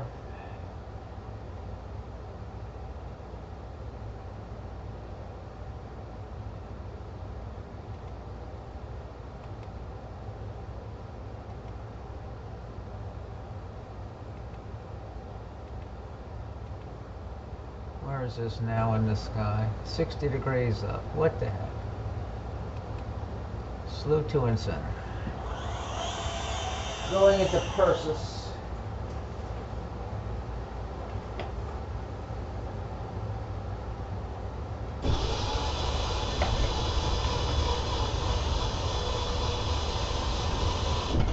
Let's see, am I clear?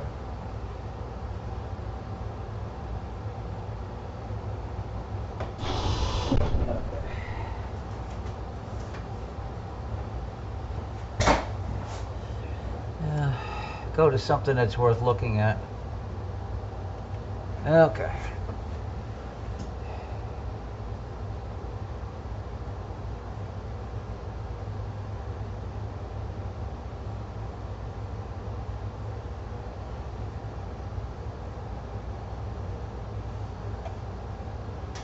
Let's go to this.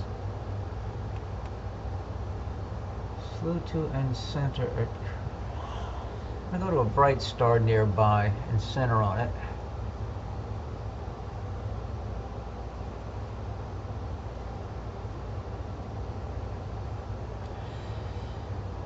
Jamie, M33 is not going to cut it with the filter I have in the scope.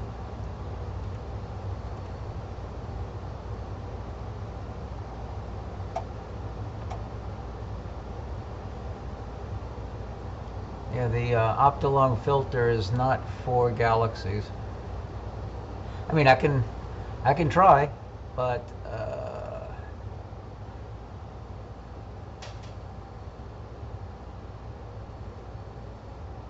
let's see if I can move this to get it in the center. Let me stop the exposure. Go down to something shorter. And then see if I can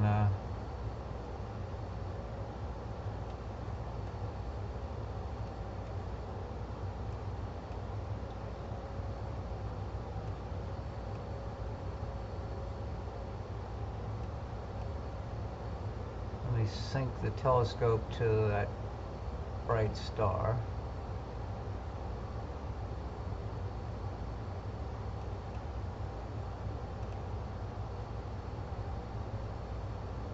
Okay, so now I'm on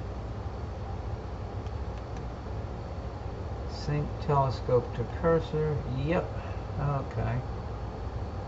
And then let's go right into the middle of the California, Sluter and center. So I'm moving to the center of the California Nebula, and let's go back to 20-second exposures. Loop. And then start live stacking.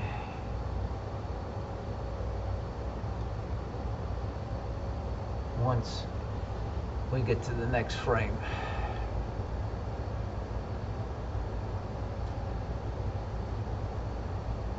Okay, there is the California Nebula. And now let's start live stacking. Okay.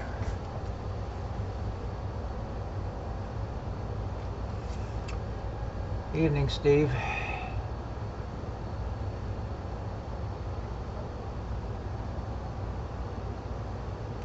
So right now this is just a single 20-second exposure.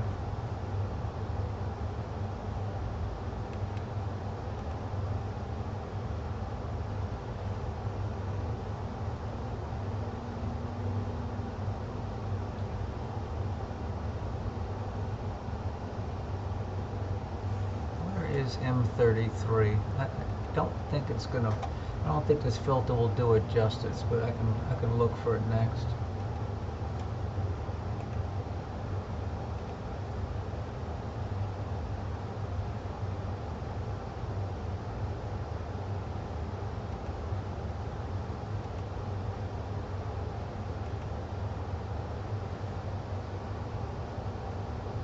Okay, so there's two. So that's 40 seconds.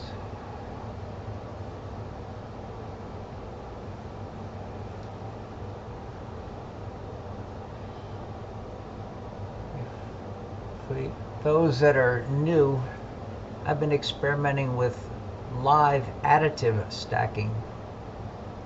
I haven't been using the average stacking that actually averages out the noise. I've been just adding images together to get an image really fast up on the screen. And then I use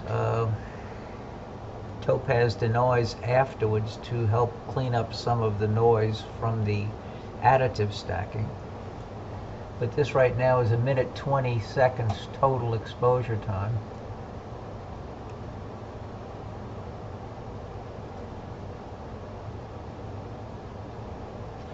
Yes, I did. We only took one flat. It was a DB2 flat, and I had saved it. It was in the recycle bin. I copied it and I put it in the Dropbox because the flat was like 25 megabytes, and it was too big to attach to an email. So I sent him a link to my Dropbox where he could access it.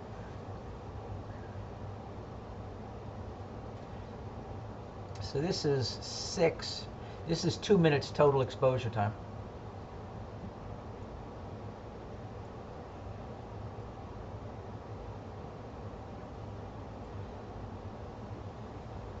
Two minutes, 20 seconds. So far I've captured 218 images. Like I said, I'm capturing an image every 30 seconds and sticking it in the folder.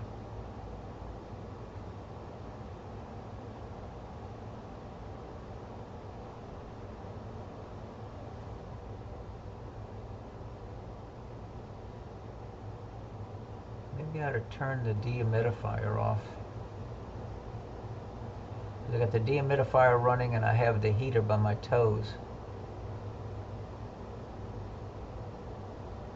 That's 3 minutes total exposure.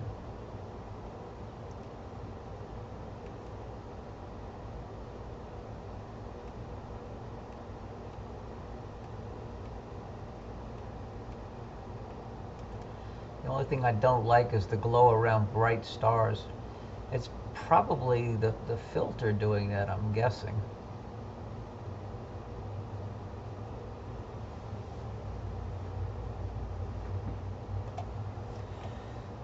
Okay, I guess now we can try triangulum. See how bad that works out with this filter in there. Interactive Atlas. Boy, it's almost directly at the zenith. This will be interesting to see where it goes.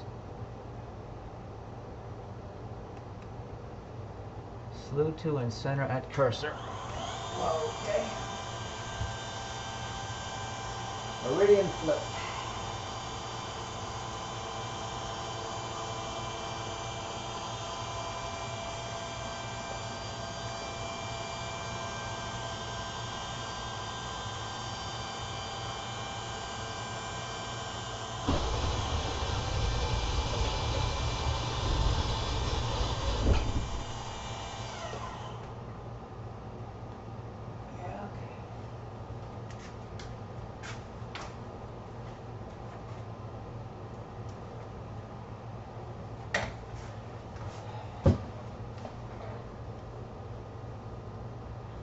Well, there's the core of the galaxy right in the center. Probably better if I had gone with the NBZ filter.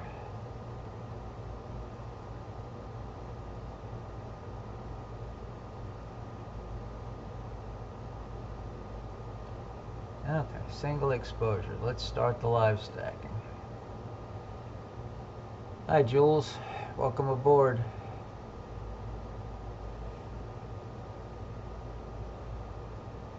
Let me look at the filter I have. I got it in the closet here, Jeff.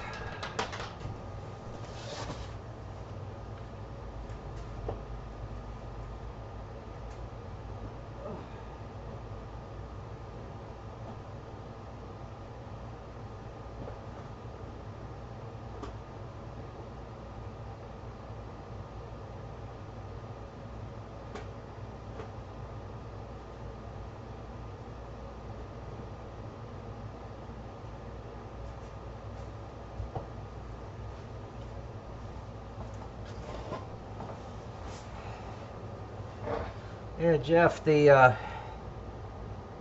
Nebula booster filter I have, it just says NBZ 48mm M48 PO75. It doesn't have that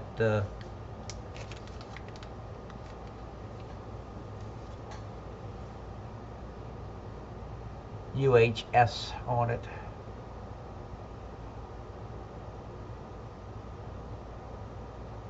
Has the moon risen yet?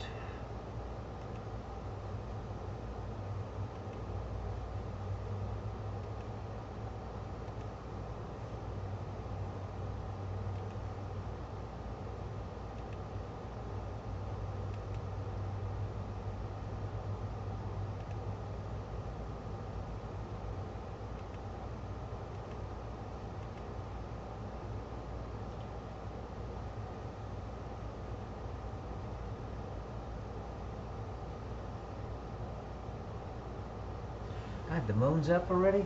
Shoot. Okay. Let's see.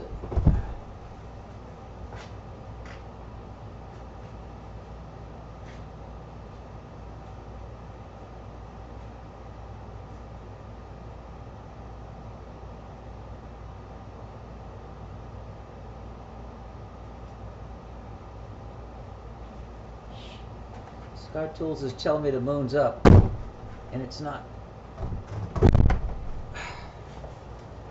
I do not like the latest version of Sky Tools.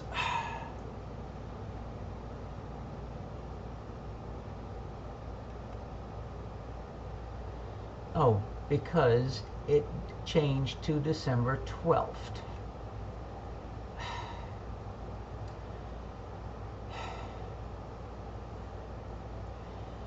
The moon is about 2 degrees above the horizon. How do you get Sky Tools to stay on today's date?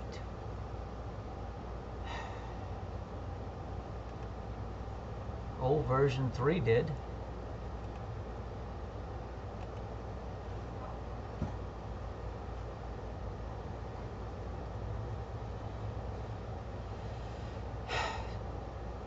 Jeff, you want to see Christmas lights? Come over here. My brother's got all 50,000 of them going in the front.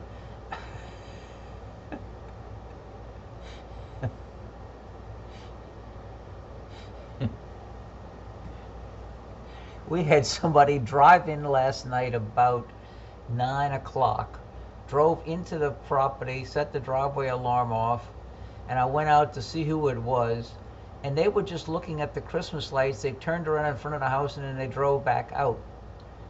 It's like, this is not a city park where you just go drive through to go look at lights. Whatever. So I went up front and closed the gate so nobody else would come driving on in. Well, that's about the best I can do with triangulum with this filter in there.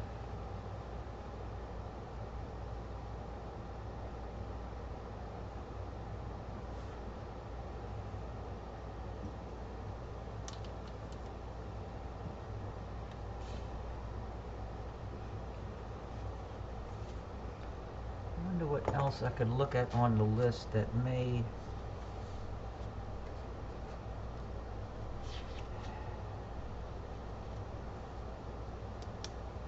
SH Cluster and Nebula. What is it? SH2-212. That's in Persis.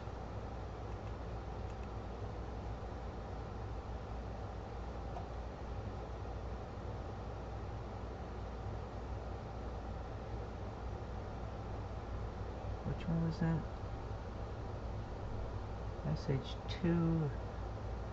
SH2-212. NGC 1624.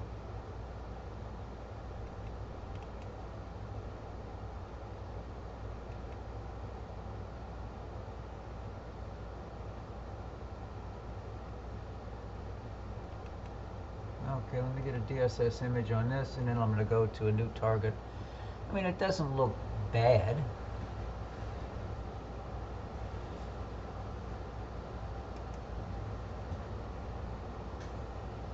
Okay, I'm going to go to this new target. Let's see, close.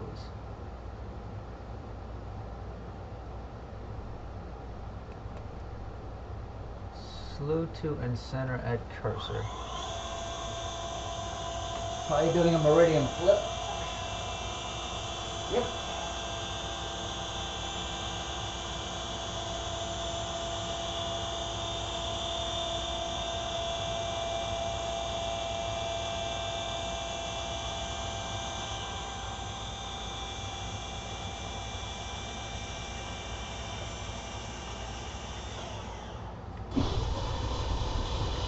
Oh, right in the center.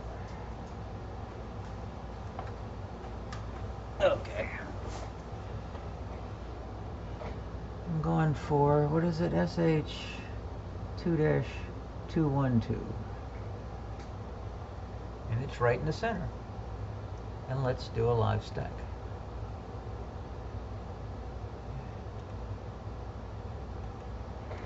SH2-212. LBN 722.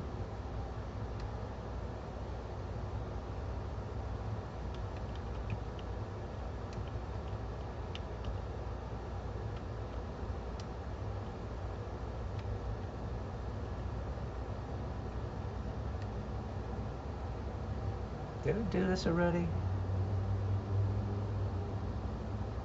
doesn't show that I did. And this is Astronomical League 27. Astronomical League Bright Nebula 027. Okay. there's the target right there. There's another nebula at a 45-degree angle to the upper right corner, which is, what is that?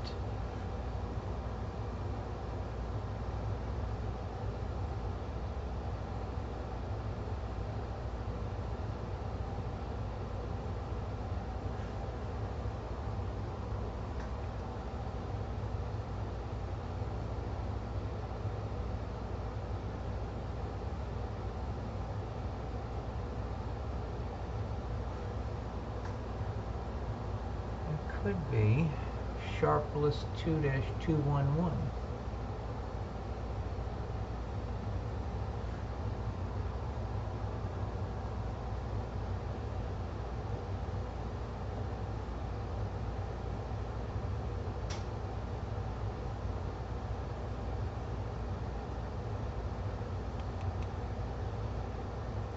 Center. You see what I'm talking about?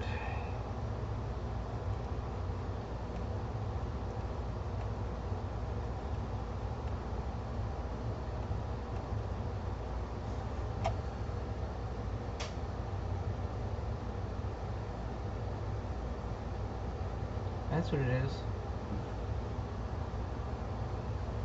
Yep, Sharpless 2-211.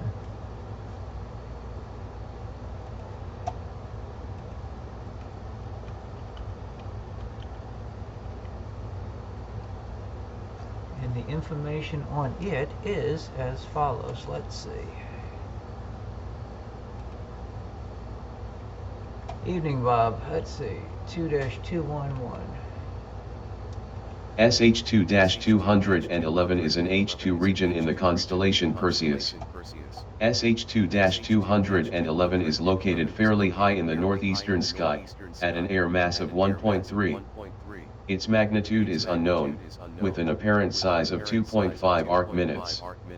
SH2-211 is also known as LBN 717. On this night, SH2-211 is best observed between 2045 and 220, at a quality grade of A in the Astroden OIII 3 nanometers filter. There's also an open cluster, which is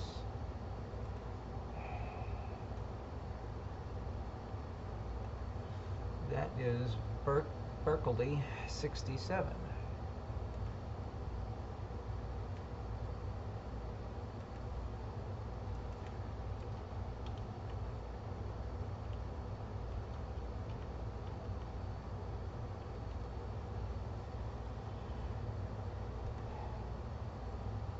And the Astronomical League target is this one right here.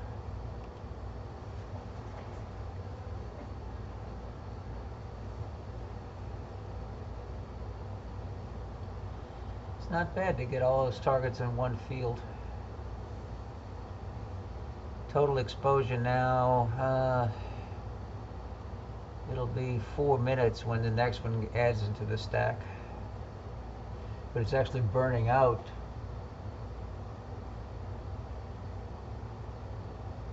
Well, if I could only type in and around. Oh well.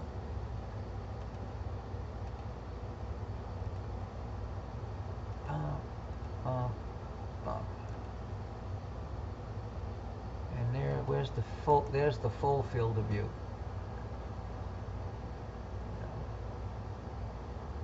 Not bad. So we did get that one.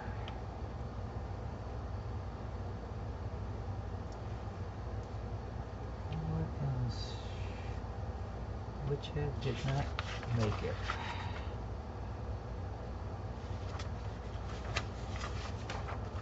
Let me see if this Orion, if Orion's high enough to get this nebula in Orion.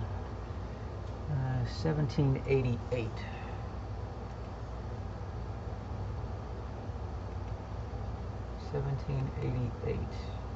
Interactive Atlas. Oh, that looks interesting if it's high enough. Now, let's says it's 34 degrees up. Slew to in-center.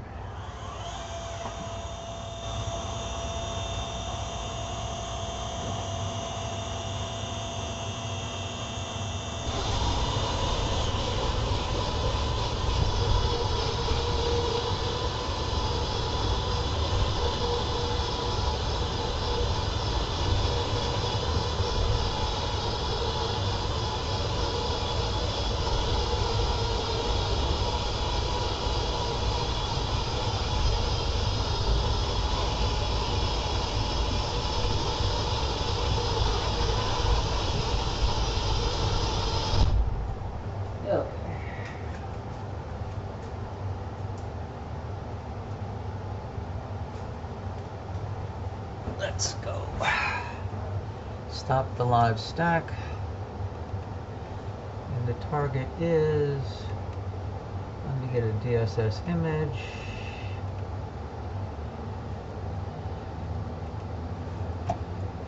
And while that's going, I'm going to put the name of the target. NGC 1788.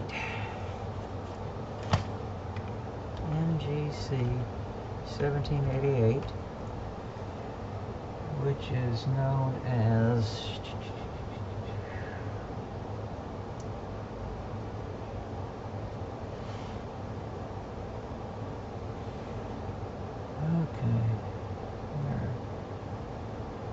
LBN 916, LBN 916. An astronomical league Bright Nebula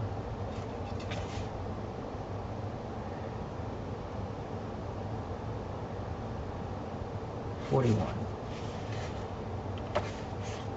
Okay. And let's start the live stacking. It should be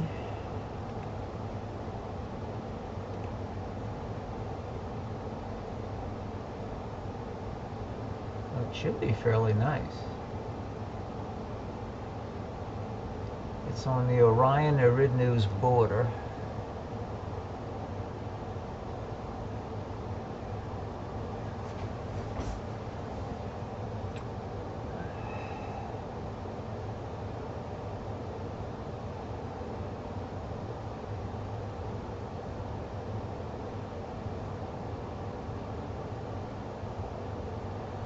Evening, Rapangi. I'm going through some bright nebulae in the Astronomical League Bright Nebulae list.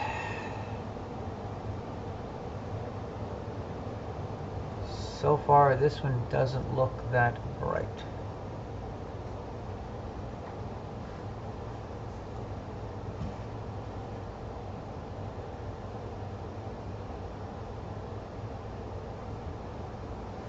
It says it's 34 degrees.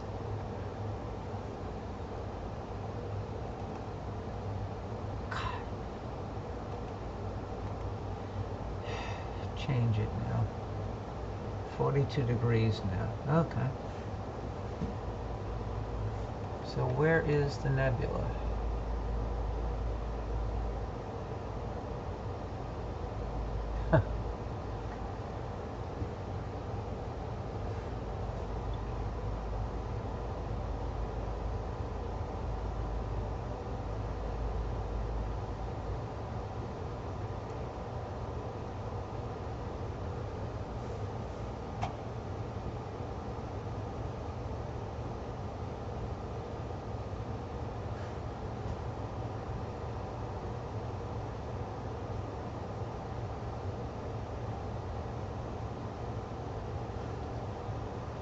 I think what we're supposed to be looking at is there's a nebula surrounding that cluster of stars. Very faint nebula.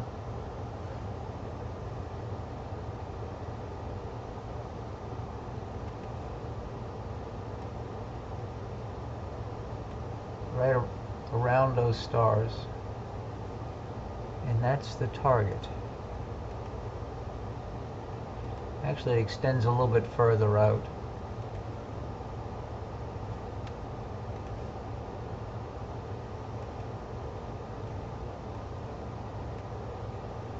That's where the nebulosity is.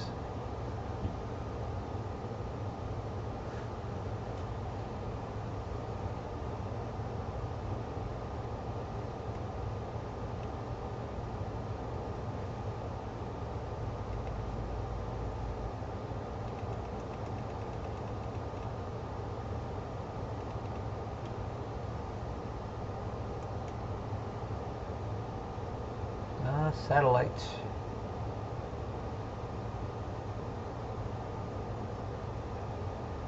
It's not very prominent, but it is there.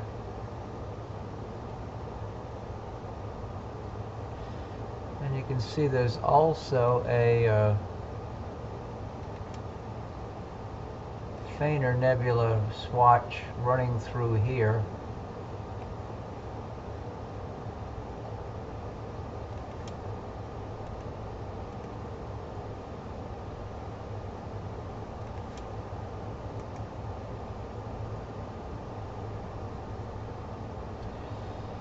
Okay, well, I can say we did number 41. Not very well, but we did it. Let's go to Flaming Star, IC 405. And that is in Auriga.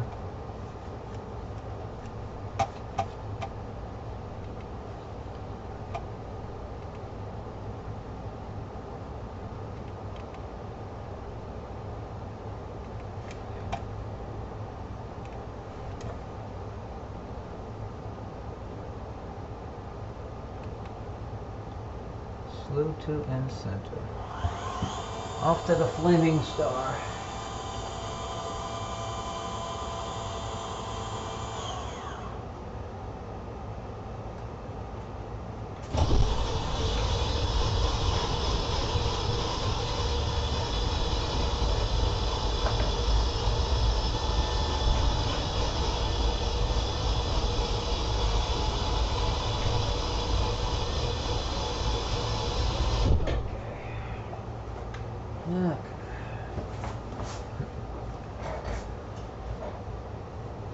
Well, we got the Flaming Star, and what is near the Flaming Star that I'm seeing? That's another diffuse nebula nearby. Okay, so we got them both in there. So let me start the live stack.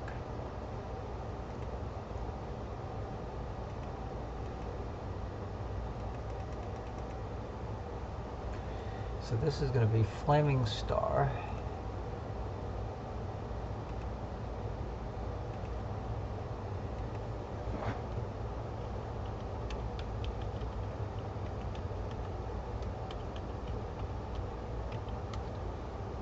Flaming Star, Caldwell 31, and LBN 795, and IC 405, IC 405, and last but not least, astronomically bright nebula 48048. Okay.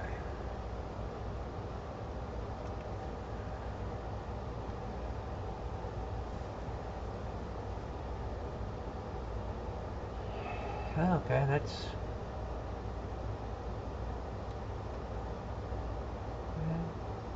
not bad for 40 seconds.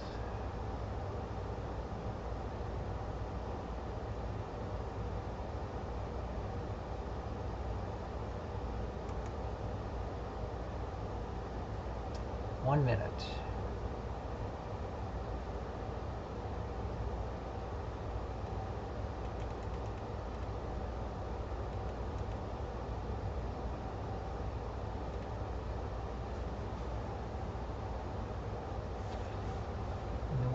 bottom is what?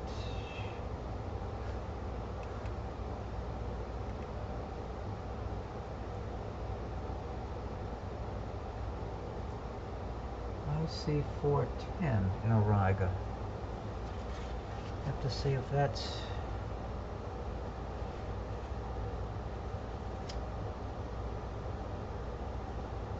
Yep, that's another one. That's also in the list. IC410. That's number 60.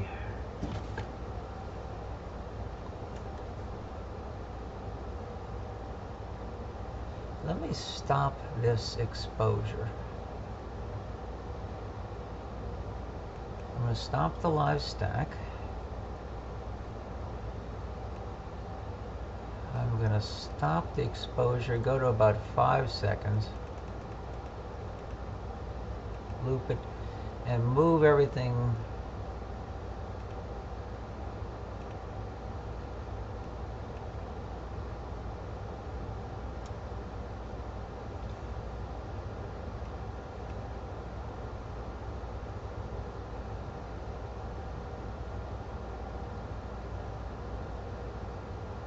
that should be enough to get them both in the same field of view. Stop it and go back to 20 seconds.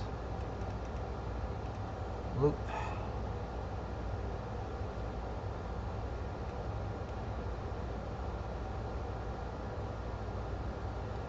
So I'll have the flaming star at the top and I'll have the other nebula at the bottom.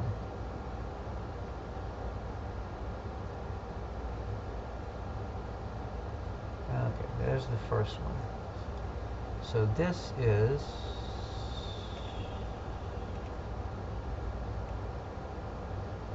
that's that target there. The other target is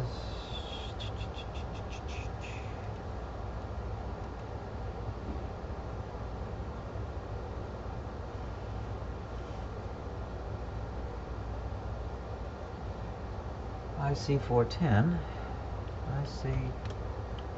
IC410, also known as LBN 807.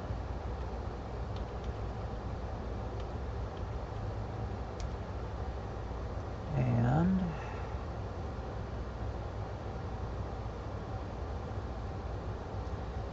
Sharpless 236. And Astronomical League Bright Nebula 60.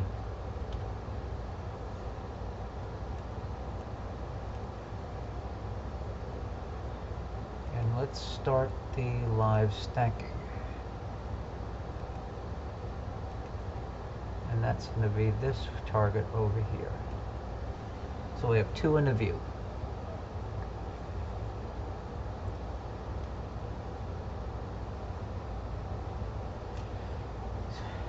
Oh, I wish I had another cup of coffee.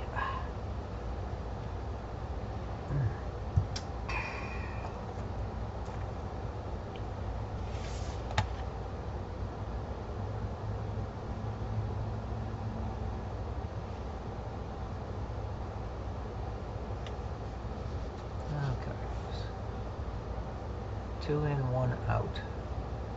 Let it start building. There's another one in Auriga called the Spider Nebula, and another one called the Fly Nebula.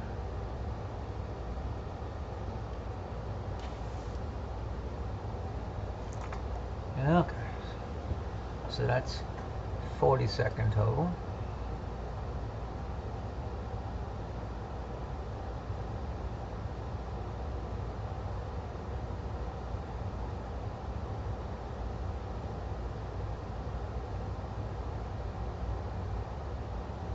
Very nice. Jamie, Derek, Jeff, Jules, Steve. Okay. Is there anything else that's in the same field of view? Flaming star and that.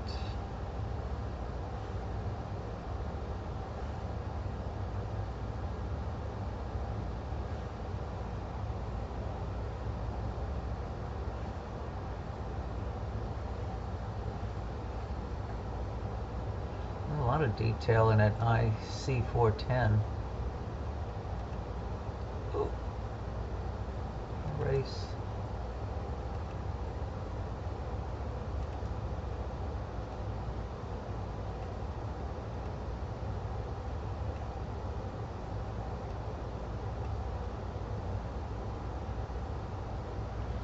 That's 2 minutes total exposure.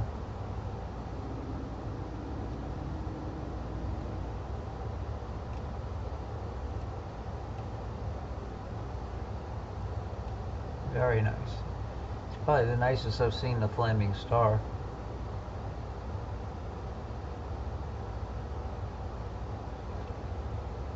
Two minutes, 20 seconds.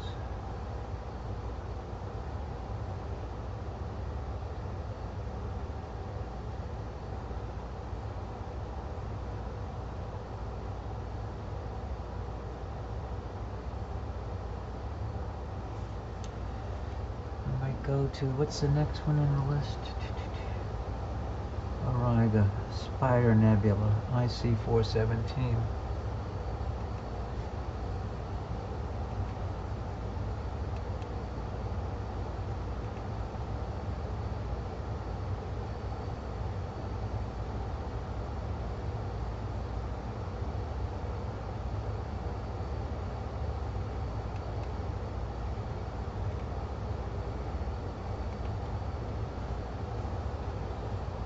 That's looking pretty good.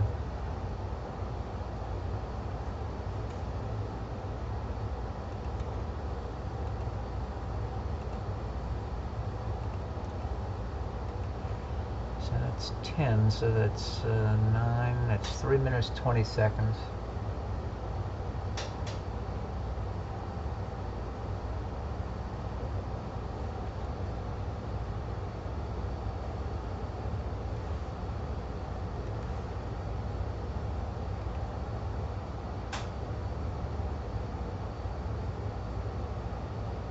This is real. This next target is right.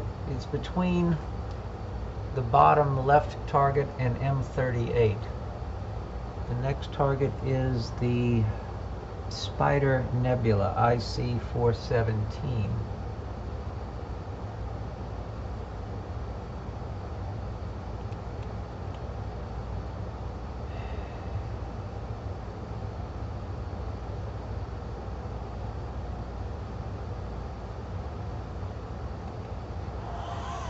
It's close.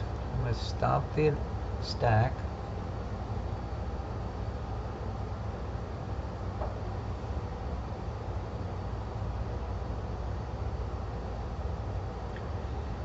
And let's see where.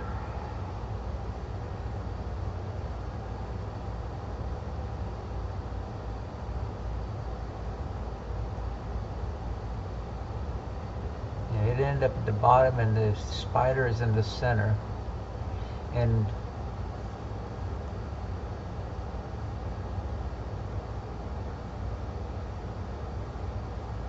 M38 is that cluster at the left margin, a little bit below the 9 o'clock position. Okay, so let's start this live stack. And I'll start labeling.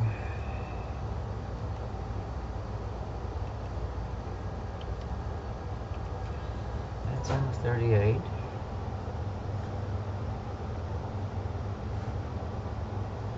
NGC 1931.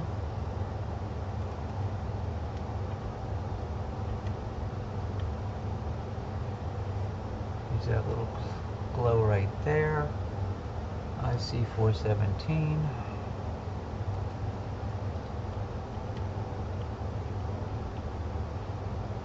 Which is the target of interest, IC417, Spider Nebula.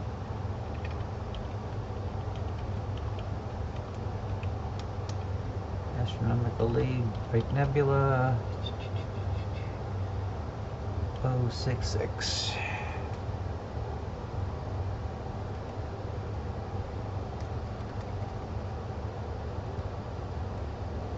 God, erase.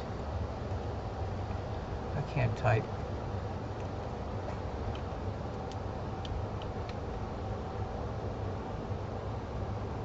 1217.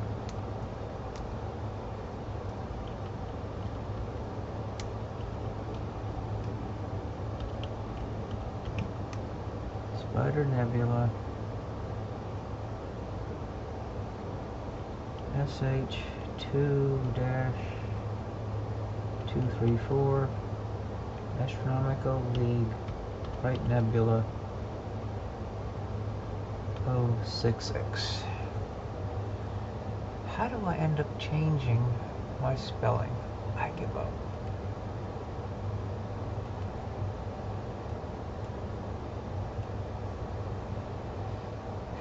And in the very bottom,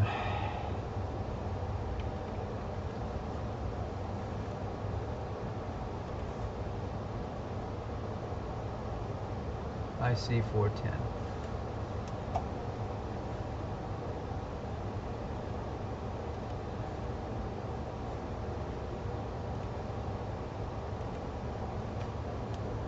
IC 410.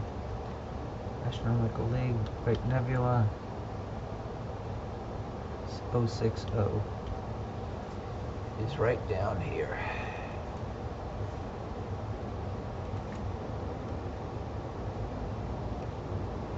So those are all in the same field of view.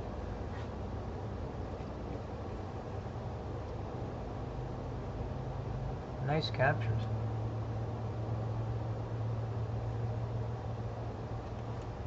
Let me see that.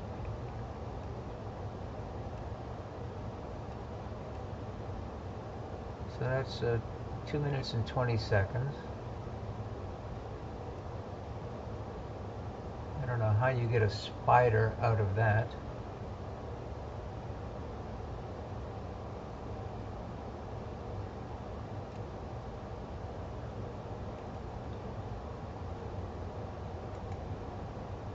Very nice.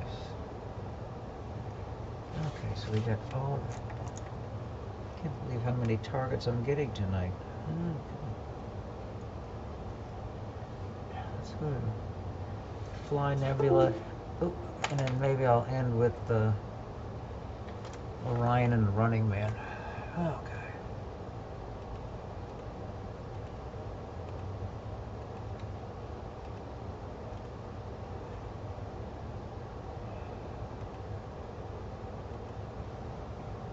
Okay, so where is that? That is the Fly Nebula.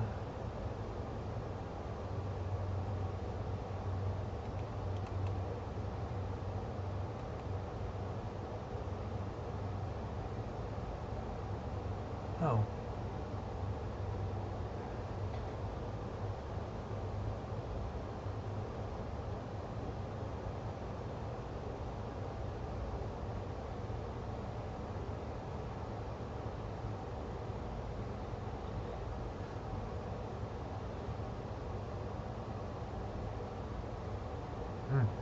Already got the Fly Nebula. Okay. It was in that last image. Let's go to Orion. What the heck? I haven't looked at Orion yet this year. And that'll be the end for tonight.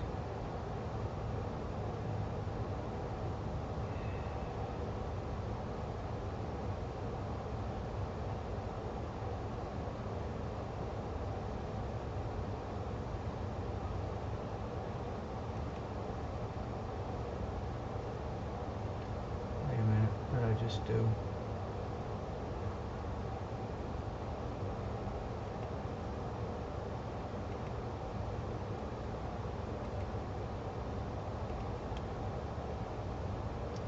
Okay, where is that?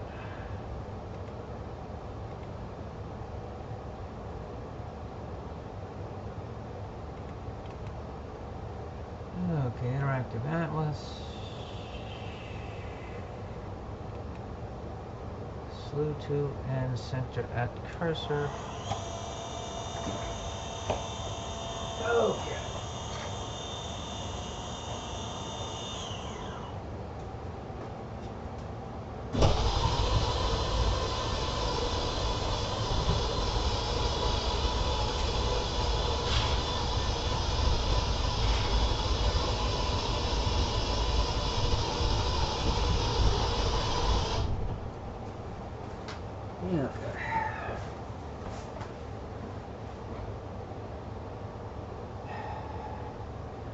Well, I think 20 seconds is too long for Orion.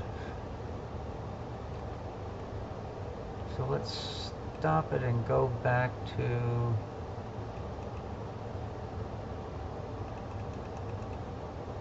I'm going to loop at 5 seconds.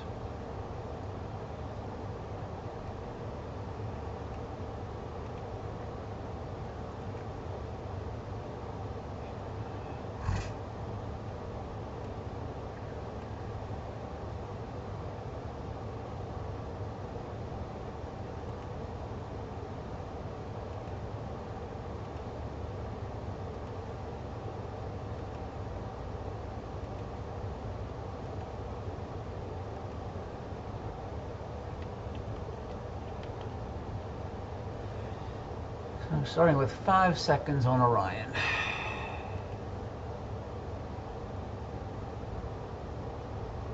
Even with 5, it just, it blows out way too fast. Good night, Juice. I missed you. This is going to be my last target for the night, too. So I've been up since early this morning.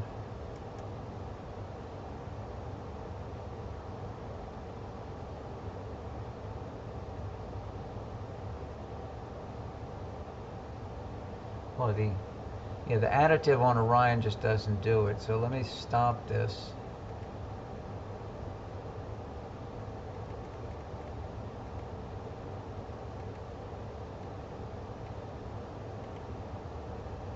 I'm going to do average. 10-second average, maybe. Let's see.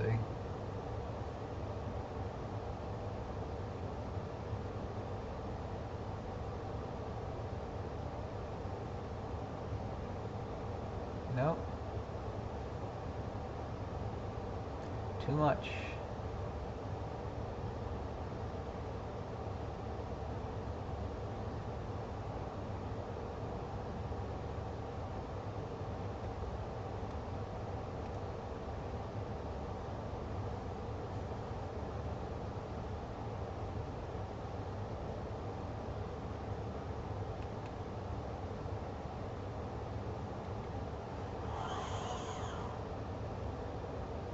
I just moved to the Horsehead Flame Allen attack.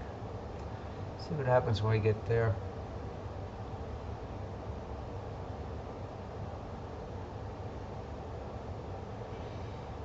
Same to you, Jeff. As soon as I hear something back from Rock, I'll let you know.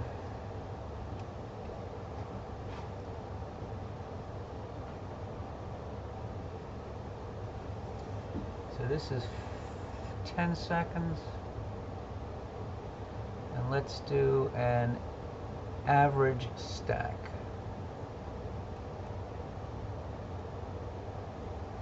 And this will be my farewell for the evening.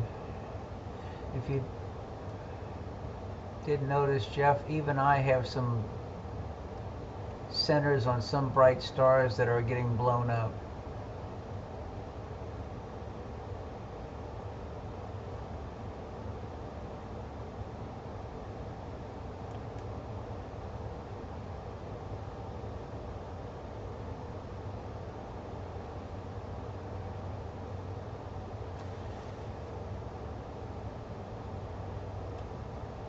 And it depends on where, like here, you on the right side,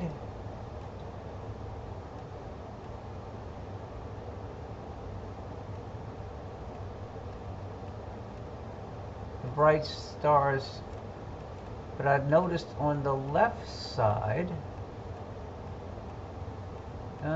some of them have it too, yeah.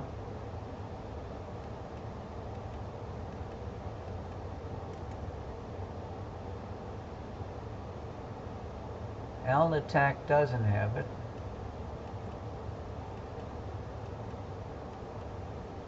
I'll have to show that to Rock tomorrow when I talk to him.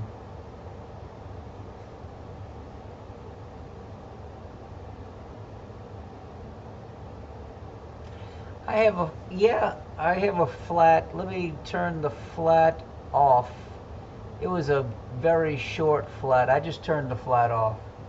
Let's see what happens.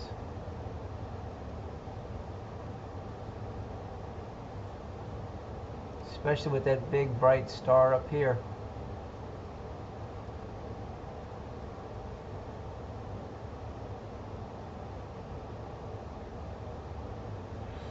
Of course, I'm averaging them so that I'll have to stop the average and start it again. Stop it.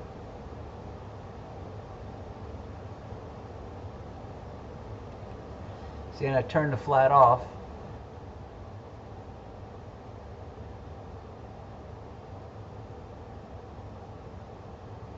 And the stars look good.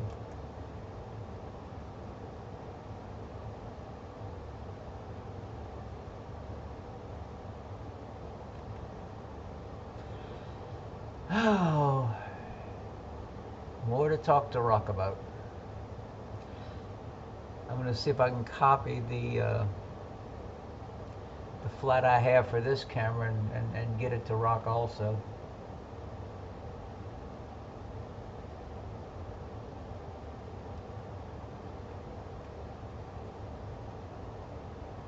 So I got a 10-second.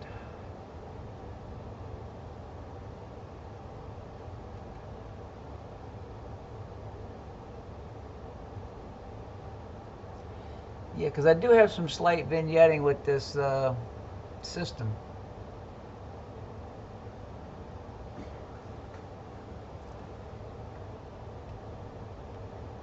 So I got, when I get 5 output, then I'm going to go ahead and change the exposure time.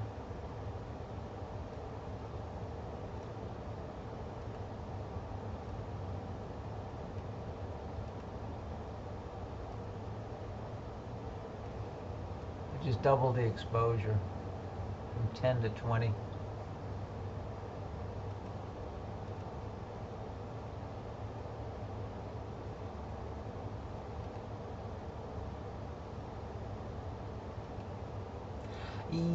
Possibly.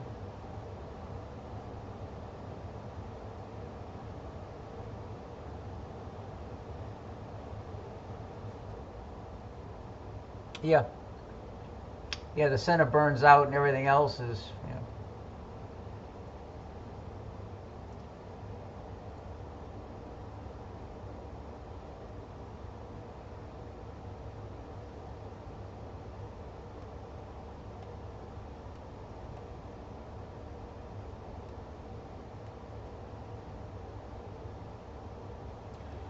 Never forget the first time I saw the horse head. With a 2-second MallinCam, it's like with my 6-inch refractor and a 2-second MallinCam, it blew me away.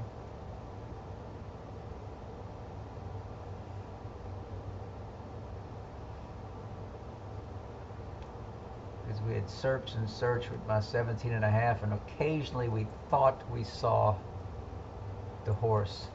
Because you had this little 30, 60, 90 triangle right off the tip of the horse's nose.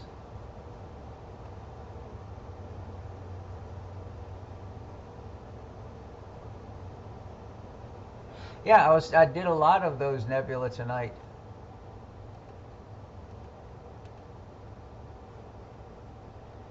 So I got the images captured, now I just got to fill out the log sheets.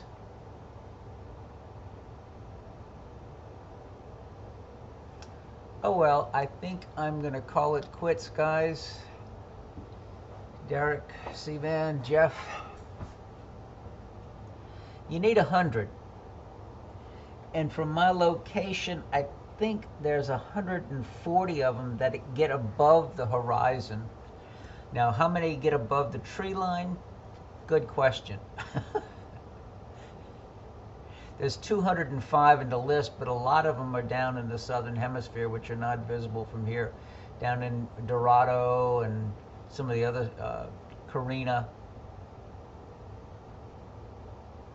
Yep.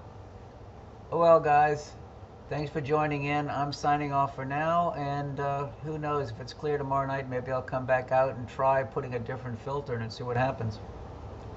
Good night to all.